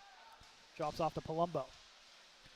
Syracuse moving forward now with one of their top units. And now Hurst takes it right back. Palumbo coming with speed. Hurst towards the net for Palumbo and couldn't get through Finta as Hurst gets plastered along the wall behind Finta. 30 seconds to go in this period. Palumbo takes a whack. Ragno takes the hit. Is now retreating is DiDomenico. Leaves it off for Purdue. Forward now for Hurst. Gets that one out of the zone. Has enough steam on it to not go for an icing. 15 seconds now. One final push for Syracuse. Through the middle, Palumbo stops that one. He's going to play it all the way back for Patrick. Leaves it off for DiDomenico. Or actually, Patrick's just going to hold it. Purdue all the way around. That'll do it. Period number 2. RMU storms all the way back down 3-1 to lead 4-3. Andrew, thoughts on the period? Thoughts of the period is the power play units are looking strong. While the power play did not score the 4th goal, it was still the power play unit that was on the ice during that 4th goal. So that's 4 goals for the power play unit in this game for RMU. That's got to be a strong suit. Their power play has looked incredible after last week. They really have, and I believe, what is the correct number for power plays again? Is it 3 it's for 5? 3 for 6. 3 for 6. That's 50%. That is beyond good. Yes. Beyond good. And I got to say, in general, special teams has been incredible. Penalty kill, they've not allowed a power play goal, if I'm correct on that. I believe so. So perfect. Only one one goal against over the last 3 games on shorthanded side of things. But for RMU, let's take a quick recap through. Gio Palumbo gets one on the power play, his first of the season from Draper and Michael Hurst. Followed up as a 5-on-3, then 5-on-4 expires. Big Z, David Zerner, ties things up. And literally, I think a minute later, Keith Reed gets one, his first of the season. And that's how we got to where we are at 4-3. And now I'm going to bring a special guest on, if he can come over here now. The old man himself gets the headset back for the first time in what seems like forever for our intermission report. Welcome back. What's up, Caden? The captain. Like to give a nice shout out to Nate Mickey in the car coming back from Chicago. Roman Kramer from his office, Riley's Poorhouse, and the one and only Kevin Mackey, the Viking from Iceland. The Icelandic Viking. Justin, it's great to have you back. Of course, you started your post-hockey career. What's it like to be back in the Clearview Ice Arena, kind of watching your old team do its thing here on the ice? Well, it's weird with these red seats. I think they're pretty ugly. I agree. But, yeah, it's definitely – there's a lot of new faces, new numbers that I don't recognize. But, everybody works really hard. There's no one is, dogging it out there. Everyone's putting forth a lot of effort. Keith Reed, finally. Maybe it's his scoring year. Maybe he's getting some scoring touch. Had a nice goal, but, showing a lot of resilience down 3-1. So they're able to come back here and keep it 4-3 now. So big third period for them, and we'll see what a inexperienced group with a lot of young kids is made of. And for readers, you mentioned only 3 goals last year. And I remember him telling me before every game, he's like, tonight's my night. Tonight's my night. And it was never his night. Yeah, well, he actually made a good play. Like, it was a goal scorer's goal, got the puck, turned it over to his backhand, and put it upstairs. So it was a nice goal by Keith. Hopefully, him getting one early in the season is confidence for him to put the puck in the net for the rest of the year. Reno gets the nod. He's been the starting goalie here. He played against Canisius, only allowed up 2 goals. Tonight lets up 3 in the first period, but really seems to have bounced back. Seeing him in practice, what have you seen with Reno that has been, improvement from what you saw last year? I know Reno. I mean, Reno's a great goalie. He always battles. Last year, with Mackey and Parker, both awesome goalies. He was always, trying to battle with them, and that made him a better goalie. But yeah, I mean, I think he's done well tonight. A couple defensive lapses in the first period. Not all his fault. But yeah, definitely bounced back, and they played a lot better in front of him. What's one player you want to see get a goal? I know it probably would have been Keith Reed. He finally gets one. But looking down the list, maybe a guy like Robert Byrne, a guy maybe like Corbin Ragno, who's kind of due for a goal. Clear choice. Blake Diesel-Loges. Yes. Need to get him on the board. I'm sure Blake would love to put one in the cage for his sweet Victoria. Sweet Victoria Diesel. Didn't have a goal at all last year, so Yep, he's saving beyond them all due. for this year. Diesel's coming back with a vengeance. He's got that C on. Diesel's gonna score the empty netter. Hey, by the way, congrats, Diesel. Get the captain. How does it feel to see someone else with a C, by the way, as well? It's good. It is.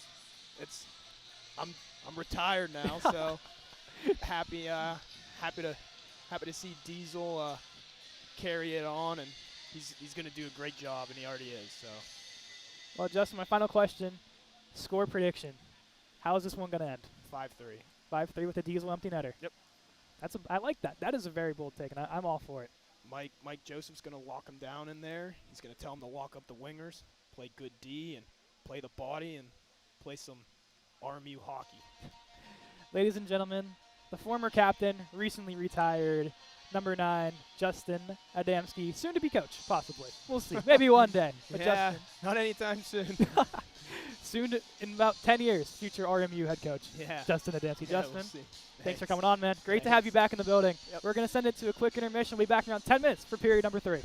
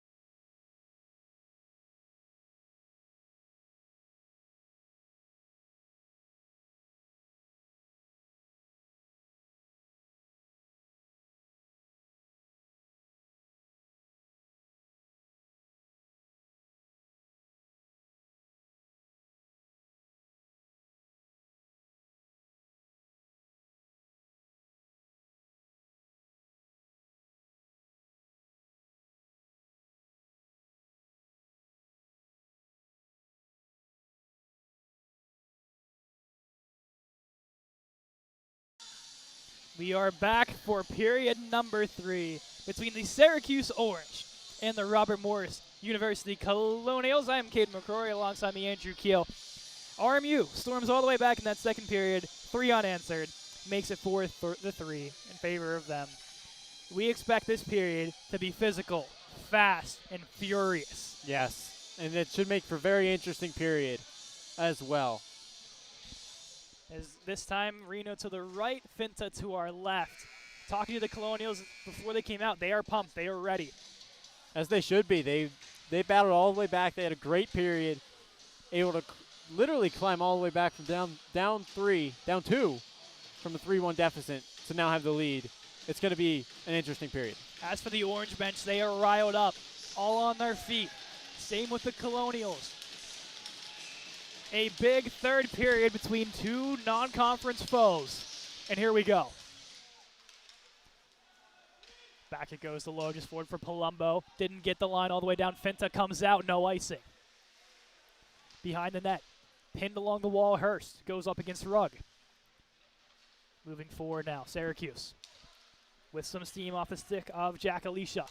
Walks around DiDomenico towards the net, taken down. Logis clears for RMU, and now up and away. And now a 2-on-1 if they could hurry. Palumbo going across. Hurst backpedaling, holding the line. Puts it down low. Palumbo goes up against Rugg, tied up along the wall. Squirts its way out for Ragno, now to Hurst. Hurst to Ragno, looking for Palumbo, and he scores! Giovanni Palumbo, his second of the game, on the back door. And RMU takes a 2-goal lead, thanks to the alternate captain, Gio Palumbo. Gio had a hard time scoring on home ice last year. Got 2 tonight on home ice. Seeming to turn around his fortunes from last year. Can we talk about that play by Corbin Ragno and Michael Hurst? Hurst keeps it alive, moves it forward to Ragno, loses it, puts it through a lane, and Palumbo wide open daylight to put that one home. That first line finally getting that chemistry. We haven't seen it so far. That chemistry, if they can continue that, should look deadly. 5-3 the score. RMU with an early strike to keep this crowd engaged and to silence the Syracuse bench. Syracuse, you know they're not going to go away quietly, though. Backpedaling is Connor Chesner, the sophomore. Has an A on his sweater in only his second season. You can kind of tell how much the Syracuse staff really likes him. Hodgson pins his man along the wall, going forward for Big Z. And Zerner to a Podney, gets hit. Shoulder to shoulder, that is a clean check there by number 14, Jake Brown. Moving forward to the Orange now as they get the line. Going right back are the Colonials. Alejandro Apud shakes around to hit, drops it off to Hodgson. Tries to clear into the zone as he gets thrown into the wall along with number 13, Jack Wren. Once again, that 13-on-13 action. Both guys just seem to always be around each other. Reed throws a big body along the boards. Finnegan back to retrieve for the Colonials. Macrocostas settling it down to Reed. Gloves it forward in the neutral zone in, and now Syracuse touches. RMU can regain their momentum. Syracuse's defense playing some little back and forth, now goes forward and into the zone as deflected in. As now Patrick gets taken down, I believe, by was that his own teammate there? I believe he took himself out. He took himself out. I think he tripped himself from behind, got his skate caught behind his own other skate, but I may be wrong. I don't think there was anyone near him. But Andrew Finnegan is going to take a seat. We're going to see what the call is. Draper looking for an answer. Reno yelling something to the crowd. Maybe he saw something, or he's got some feelings about, Something. falling. I believe, I'm not exactly 100% sure. I'd assume a stick infraction of some sorts. That's my guess. A holding, and not a holding, but maybe like a hook. We'll wait for Phil Baczynski to give us the confirmation on that one. There's a shot, walked away. Checking from behind.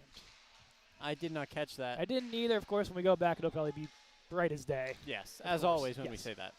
There's a block away by Logis, battle in front. Reno gets the first stop, make it 2 stops, third stop, and he's going to cover it up. A couple of good chances down low on the Syracuse power play. And they just can't squeak it through. They found it once already from that sharp angle spot. over on that left circle, and I think they're going to try to do that again. If you're Syracuse, this is a big one. You need this one if you're Syracuse. You need this goal to cut the lead down, cut the momentum as well. 4 unanswered for the Colonials. They need one, and they need one bad. Holding the line and keeping it in by Chesner. Lucky bounce there, but some great skill to Chesner to keep it in. Chesner, some give and go. It's going to go back to him once more. This time bounces off his stick, and he'll re-corral at center. 1:20 to go on the power play for Syracuse as Burns' stick gets thrown all the way to center as he looks to make the hit. Big Z as well. Burns still without a stick, technically at 5-on-3 now, as Burn can't get over to the bench. Shot attempt, and that's going to go in. Sneaking it underneath, and that's Brett Edgren to sneak it home for the Orange. On the power play, his first career goal, and it's a 1-goal game. Another first career goal for the Syracuse team. Their 3rd of the game. That really proves that they've got some really good rookies on this team. And that could mean they're good. This team will be good for years to come. For Edgren, he's had 2 penalties tonight. But I think when they look back and they say, you know what? You got us closer to being able to take a lead in this game. We can counter that off. So make that 3 rookies responsible for 4 of the goals for the Syracuse Orange in this one. Trying to move forward now. Brock Alvers will get the lone assist on the power play goal. Shot from up high, blocked away by Macrocostas. Domenico can't clear, Draper in to help. The forward turn D back to forward is Tyler Draper, as he wanted to make that very clear with me when he was on his way out to the rink.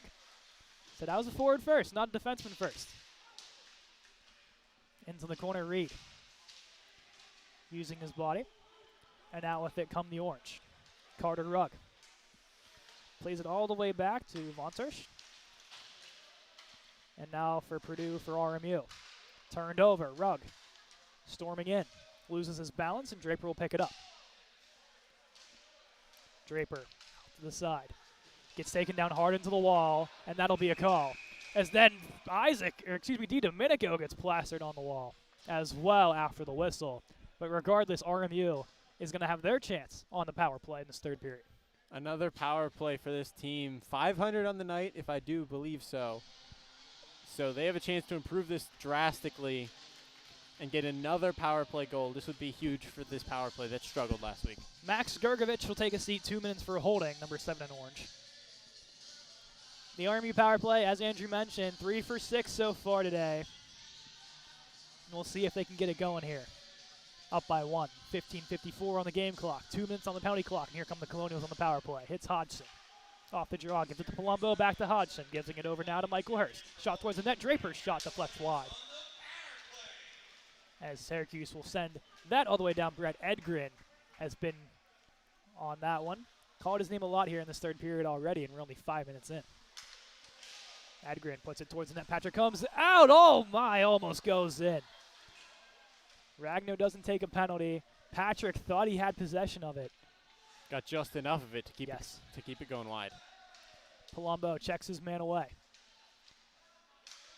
Goes around and chips it off to his own defender. And Michael Hurst. Hurst chips it forward for Palumbo. Spins away, gets taken down. Nothing there. Palumbo will head to the bench with 1:08 to go on the penalty. Hodgson. Bodies away 1. Works his way through center. Hodgson has some room. Works his way out to the right. To the middle. Ragno's there. Gloved away for Walker. Now to Hurst. Into the corner for Hodgson. Give and go with Zerner. Back to Hodgson as he retreats back to his defensive position. Hodgson fires. Trickling puck off a stick. High and wide. Ragno up high for Hodgson. Collecting. Looking. Firing. Rebounds there. Another shot. Ragno looking. In for Finta. As Ragno gets bodied in front, Finta makes the stop. 35 seconds to go on the power play. A nice tip on that shot. Almost fooled Finta. He's able to just get enough of it, though, to keep it from going in. Second unit fully comes onto the ice now.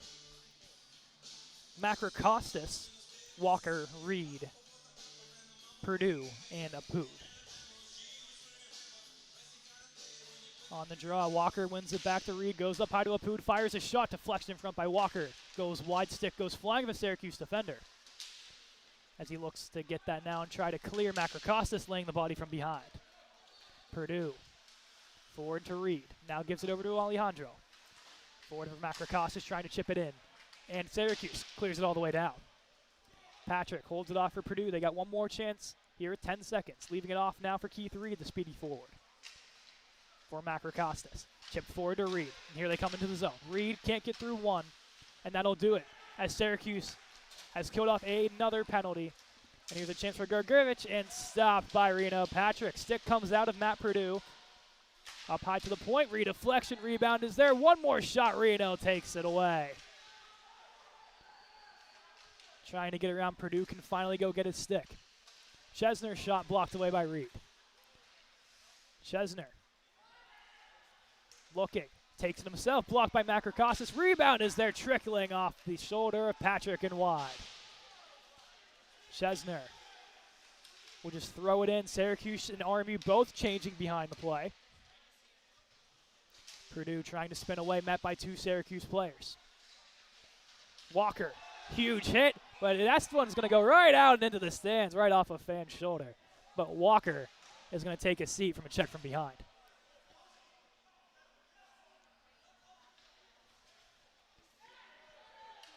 At least that's what I think will be the call here, Andrew? I think that is what the call will be. Trying to figure things out. Yep, check from beyond. On that last play, we've seen a little bit of a pattern here. A lot of sticks dropping out of people's hands today. Haven't normally seen that a lot. Last week we didn't. Today we're seeing a lot of sticks. As not only did Purdue lose his stick, but Walker lost his stick on that last shift as well. Right off the draw. That'll be cleared all the way down towards Finta. Logis gets it down there. Coach Joyce and Coach Joseph both looking for an explanation on a high stick. None will be given. Boarding the call, not check from behind. Okay. But here comes Syracuse's power play as they come in with steam. Wren fires one, loose in front, but Isaac takes his man away. Moving forward, Zerner on the penalty kill. Dangling, Zerner, firing pad, stopped by Finta. On the penalty kill, Big Z really showing his value on both the power play, penalty kill, and even strength here tonight. He's looked incredible tonight. Into the corner, Logis. With one coming, goes around the wall, Zerner. Attempting to get there. Goes behind the net now, and Logis has to get there. And will try to clear, kept alive by Wren. Burns sticking for it, still alive by the Orange.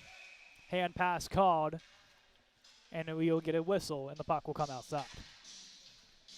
Just over 12 minutes left in this game. It's going to be down to the wire, I feel. As all games have been so far this season. It has literally went down to the last 2 minutes and one. A shootout for another, so I think we can highly expect this one will come down to probably whoever has the puck last. Kind of like in football. Whoever gets the ball last will be the one to win the game. Unless you are the Denver Broncos. Okay. Man. You didn't have to do that to Denver. They just lost 70-20, okay? Hutchinson giving it off. Puck is loose, and Sean Patton looking. Gives it off. Connor Moran. Here he comes, Moran. And that's sticked away. Moran gets crunched along the wall. Great job here from two of the younger players on this team, in Connor Moran and Sean Patton on the penalty kill.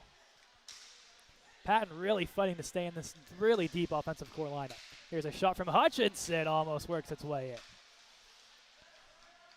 in. Edgren going against Hodgson. Down to retrieve is Hutchinson. Hodgson without his stick now. As Andrew, as you mentioned, there goes another one. Another stick on the ice. And Hodgson's going to get called. You're going to say both go? I think both are going. I believe so. That seems to be the call. It'll be Hodgson and Hutchinson, which will be a big blow for Syracuse, one of their top scorers last year. That's for RMU. You're without your top defender as well here. That's very true. Yeah, it's literally the definition of an eye for an eye. Yeah. Hutchinson and Hodgson both exchanging some pleasantries in the penalty box. but it will be 4-on-4 for 2 minutes. They'll elect to go with Ragno, Palumbo, Purdue, and DiDomenico for RMU. As for Syracuse, it looks to be Mahoney, along with Carter Rugg, Evan Applegate, and working the top of the point, Jake Vontersch. Vontersch sends it down low. Hodgson will get 2 for holding. Hutchinson, 2 for roughing. Okay. As that one towards the net, Patrick makes a stop. Rebound is there, Palumbo. Looks to send it up. Gloved away by Vontersch. Into the zone they'll come. Vontersch towards the net, stuck away by Patrick. Patted away with the blocker as they look to get it around. Patrick squared away. Mahoney gives it off. Firing a shot from out wide is Rugg. Stopped by Reno. Here's Purdue. Moves it forward. Trying to get there is Ragno. Couldn't quite get there in the lane of Vontersch. Palumbo forward for Ragno. Past the stick all the way down. Ragno can beat it out. Ragno skating. Looking. Backdrop pass. Ragno recollecting or attempting to before Syracuse takes it away. Jack Wren towards the net, and a stop by Patrick as that took an awkward bounce and almost snuck its way through. That would have been unfortunate for Isaac, as he would have scored 1 last game and then scored again on his own goal in this game. That would have been unfortunate for him, as that one deflects up his stick and right into Patrick. Don't you put that into the atmosphere, okay? Don't you dare.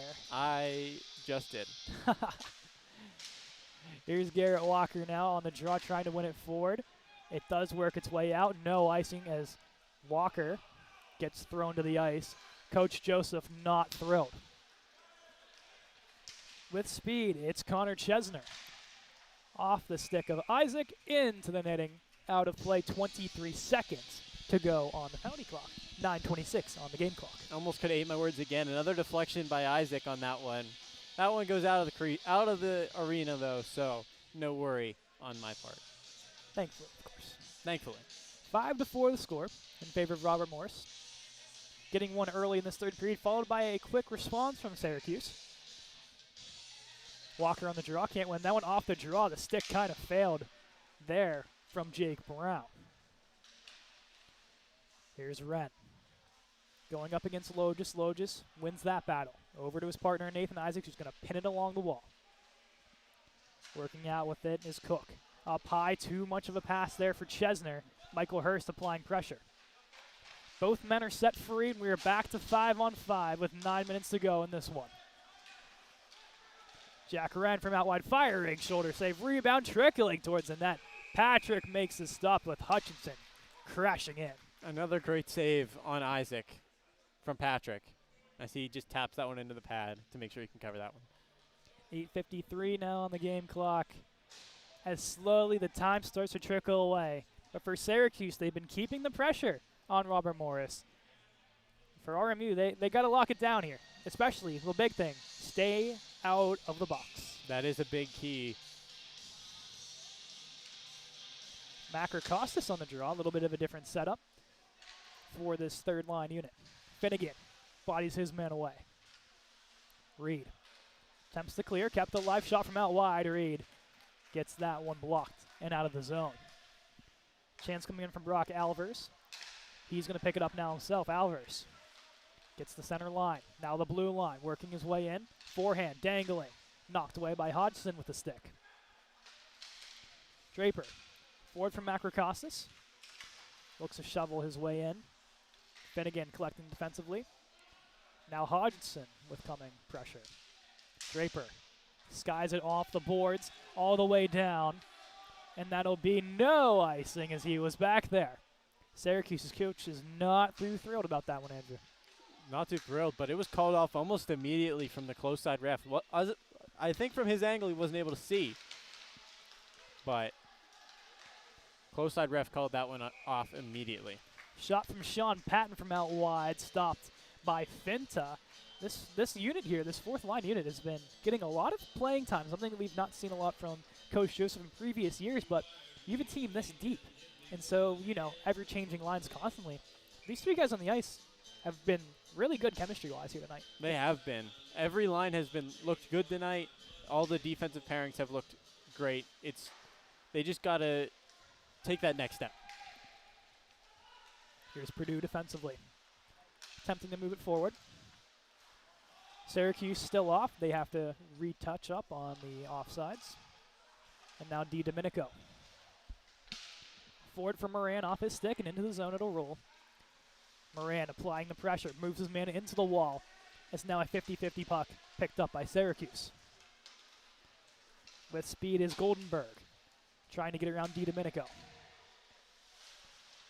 Around the wall it'll roll. Robert Byrne for the Colonials, moving it forward. Byrne with some space, dangling. Holds up one more time, this time the Orange play it right back into Colonial territory. 7 minutes to go in this one, 5-4 Robert Morris. Chesner retreating back. Forward pass for Rugg. Now Larkin sends it the length. No icing. Moran gets hit along the wall, attempting to clear. And now it looks we get something against the Colonials here, possibly. Which is not something you want. Yeah, I think it's just a hand pass in the neutral zone. So that'll get a stoppage at 6:39. No update from the D3 team at all. No update for D3. But they are facing the University of Flint, Michigan, if I believe so. Yes. Flint, Michigan, yes. They're up in Flint, Michigan for a 2-game series, as we wish them the best of luck. And hopefully they can get 2 crucial W's in their first couple games here against a very tough Flint, Michigan team. As back to our game, 6:22 on the clock. Is now moving forward here. Is Chesner. Right to the chest of Patrick as he takes a run at Patrick, and he's a little slow to get up. And that one might be the one that gets called possibly. I don't believe so. Wow. Patrick taking off some equipment. We're assuming it had to have been an RMU push then. Must have been. Reno fixing his chest protector a little bit. If you're Patrick Colburn on the bench and you see all these big hits on your goalie, what's your thought process? Definitely a little bit of poop in the pants right now, for sure. Yeah, I don't like it. Obviously, from both sides, you're going to play fast, you're going to play physical. Some of these ones, you really can't avoid. But if you're Colburn, you're probably sitting there and you're like, oh, okay, this is how it's going to be. Yeah. Yeah, Syracuse plays that hard-nosed game. That's how they're going to be in your face constantly. And they've been that way all night long. And that's the way they win games. You see right now, it's only a 1-score game. If Syracuse comes out on top, it's because of their hard-nosed, their gritty play, getting in front of Reno Patrick, and forcing you guys to make a mistake. Coach Joseph is also very furious, wanting a goalie interference call. Surprisingly, hasn't gone down to his office quite yet today, but we expect at some point he will make an appearance there. Here's Michael Hurst, the Chatham transfer, the sophomore. Had 1 goal last week in the game-winning goal, and the first one against Canisius with under 2 minutes to go, and then a shootout winner in the second game of the back-to-back. In the boards, Ragno gets that puck stripped, fired from out wide, and stopped by Patrick, taking that away from Jack Wren. Patrick looking good. He looked like he might have been a little shaken up. Looking better already. Doesn't look like he's too far out of it. Line changes for both teams respectively.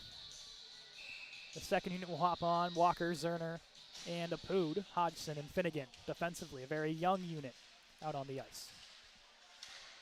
Shot blocked away by Walker, squirts its way out. Walker picking it up now.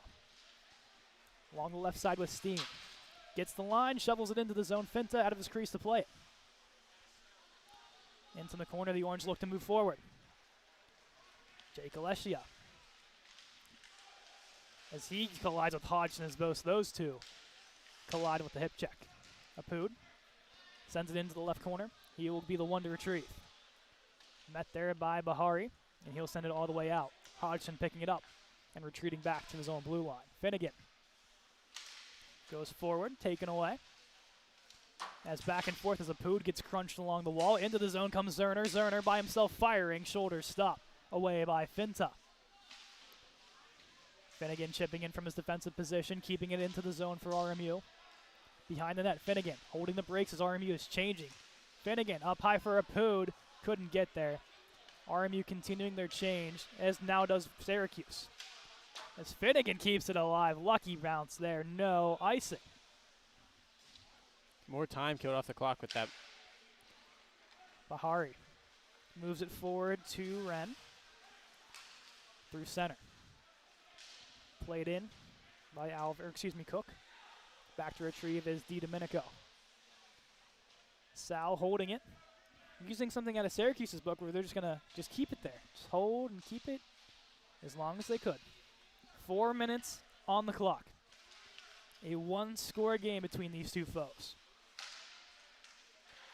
Settled down by Purdue, forward into the zone. Syracuse retreating. Now moving forward, it's Carter Rugg, the freshman. 1 goal already. Rugg looks in front, taken away by Macrocostas. Turns to his forehand, goes behind the net as Purdue was in a little bit of a stick battle with Wren.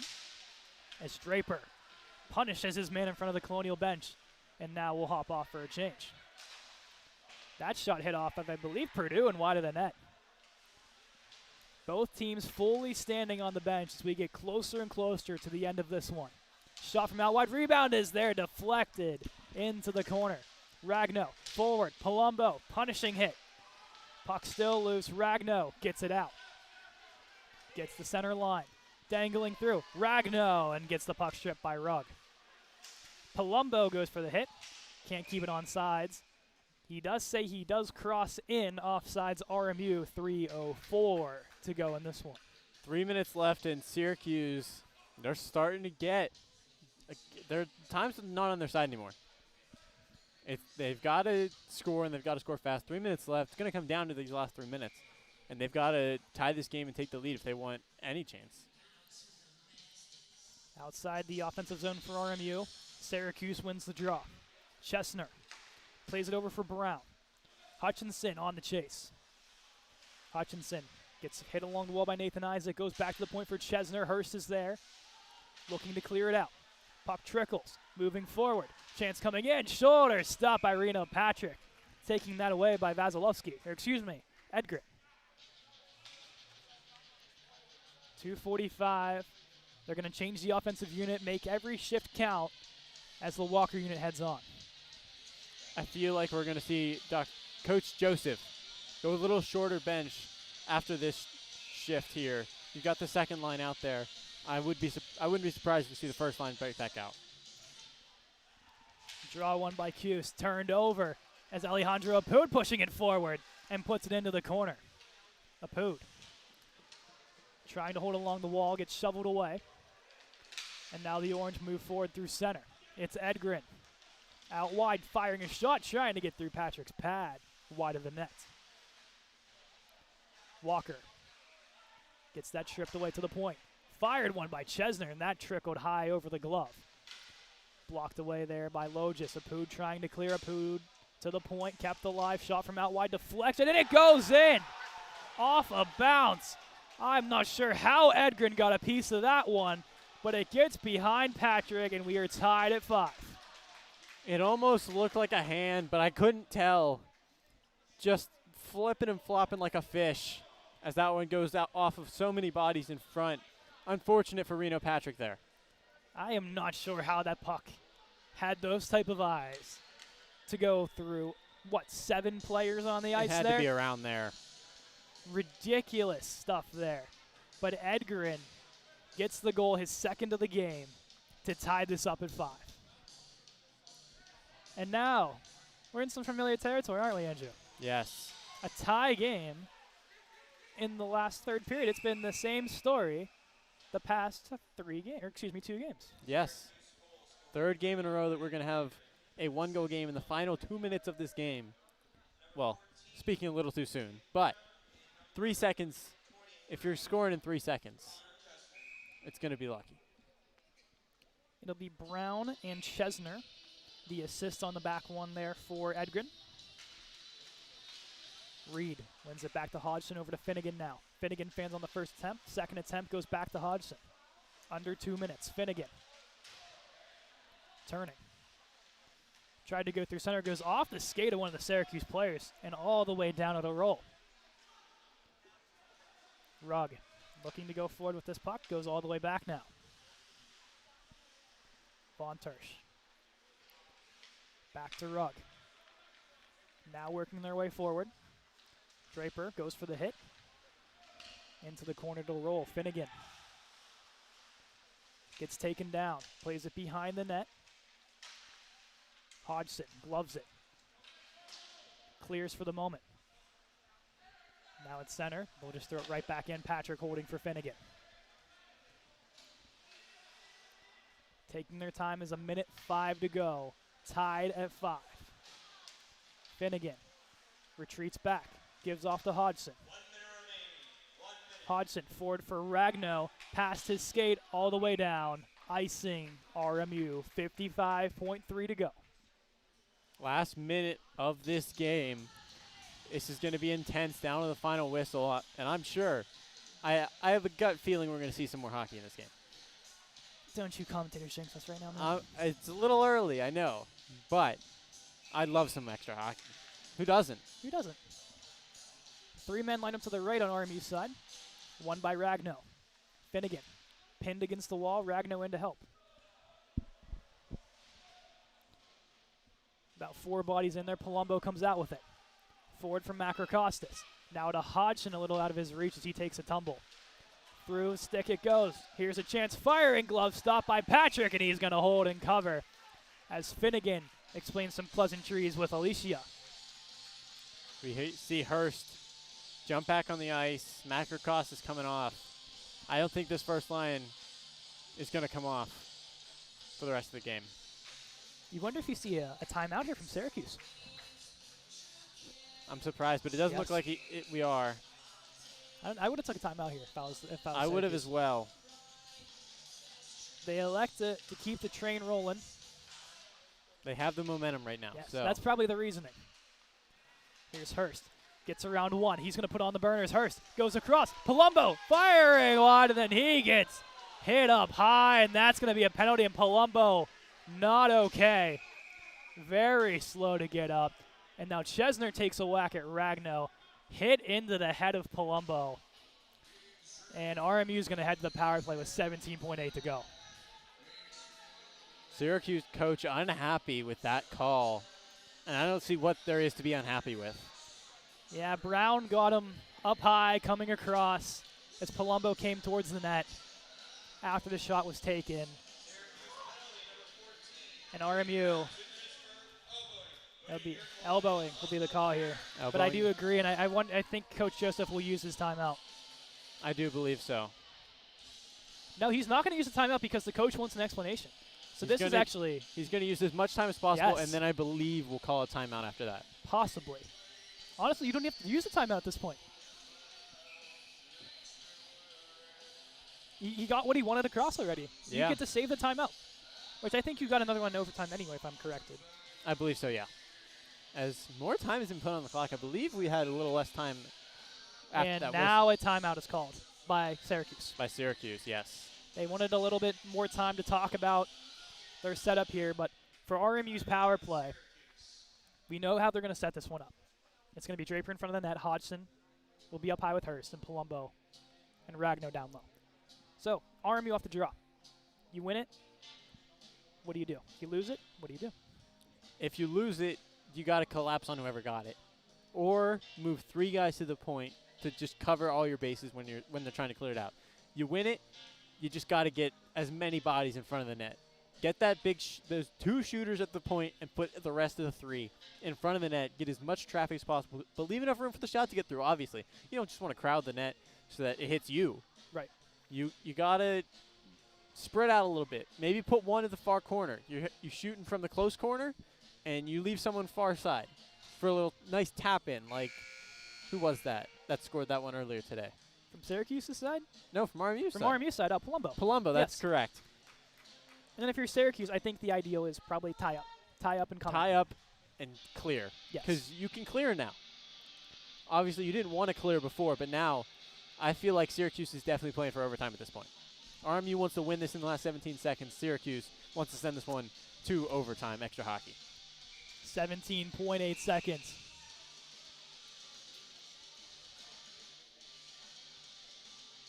As the linesman lining up Draper.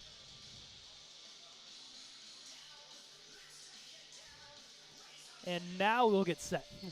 Here we go. Ragno on the draw, trying to win it back and cleared by Tim Cook. The tie-up to perfection from Syracuse. Into the corner, 8 seconds to go in this one. Looking for a chance here.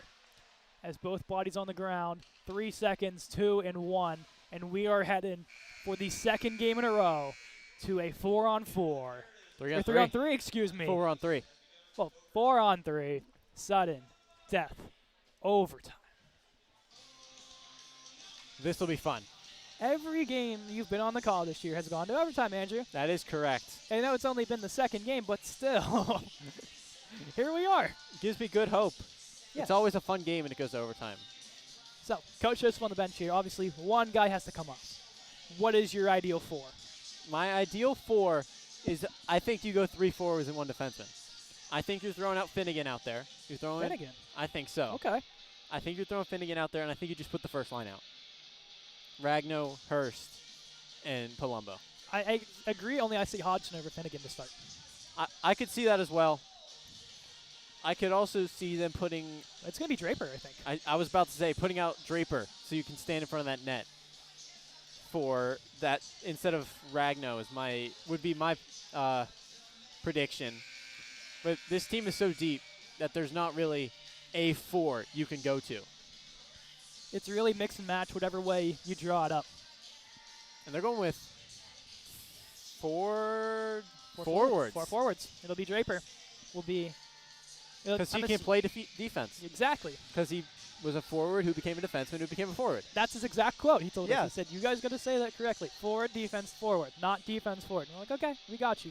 Even though our first year here, yeah, we're at forward for about 2 games, and then he got moved back to defense. So, short memory lived there. So it'll be Ragno on the draw, Draper to the right, Palumbo to the left, Hurst working up high. Respectively the other side, Hutchinson on the draw, Rugg to the right, and Chesner behind. Palumbo went it back to Hurst, to Draper, and here they come. Into the zone, Draper. Drop pass to Hurst, looking to set up, goes out wide to Palumbo. Palumbo waiting in front for Draper, and he couldn't hit him. Draper's stick lifted, taken down by Hutchinson, gives it over to Hurst though. 1:20 to go on this 4-on-3. Hurst to Palumbo, firing and couldn't hit the back door of Ragno. RMU has to touch up. Hurst flexing the stick. With some speed now, goes to the left side, working against Rugg. Gets through him, Hurst to the net, to the forehand, and gets crashed into the net. As I think Rugg took him in to the crease of Finta. Whistle at 4:19, $1.02 on the penalty clock. This should be fun. It's hard to not have a fun overtime. Unfortunate there is, once again, we're getting another goalie who gets hit. Yes. Very unfortunate. And they're going to say he went in on his own, wow. And that's going to be coming out. I do not believe he went in on his own, but we always say these things and are wrong in the end. So we'll safely assume that it was Ragno is doing, going into the crease, or excuse me, Hurst. So draw outside, Draper. Off the Ragno win, gives it off to Hurst, back to Palumbo, back to Hurst now. Forward for Draper, and they get into the zone. Draper, turning, keeping it alive. Referee helping out. Draper fires one off the mask of Finta into the netting and out of play. I think the linesman kind of got caught up on that blue line, ended up saving RMU from a possible odd man advantage. I believe so as well. He got a little lucky, are the Colonials, as Syracuse arguing about that call as well, saying if he's not sitting there, that's outside the zone, and they don't get this chance. Second unit pops on. Walker, Reed, Purdue, and Hodgson. So 2 defensemen for this one. Purdue over to Reed. Walker with the screen in front, back to Purdue. fires one and scores! Matthew Purdue in overtime! His first career ACHA goal, and the Colonials are victorious on Friday night against the Syracuse Orange. What a shot. You could hear the post from up here as that one dings in. What a shot for Purdue. Stood out basically the entire second game against Canisius. Comes in and gets the absolute snipe of a winner to win this one 6-5 for the Colonials. We needed overtime, but the Colonials, down 3-1 after one, storm all the way back to make it 4-3. Tied going into overtime with just under a couple minutes to go with Syracuse tying it. A late penalty against Palumbo, and a winner for Matt Purdue. It's an incredible game. Back and forth the whole time. Every period seems like someone else was on top. You had the first and third that it felt like Syracuse was kind of dominating. The second period was all RMU. And in the end, overtime goes to RMU. 6-5 victory. What a game. And you got to give hats tipped here for the Syracuse Orange. They played a phenomenal game. They maintained and held that pressure on the Colonials that whole first period. And that third period, they stormed back. They knew they were down. They knew what they needed to do. And they did just that to tie it up. But an unfortunate penalty in the last minute of play against Palumbo in front of the net.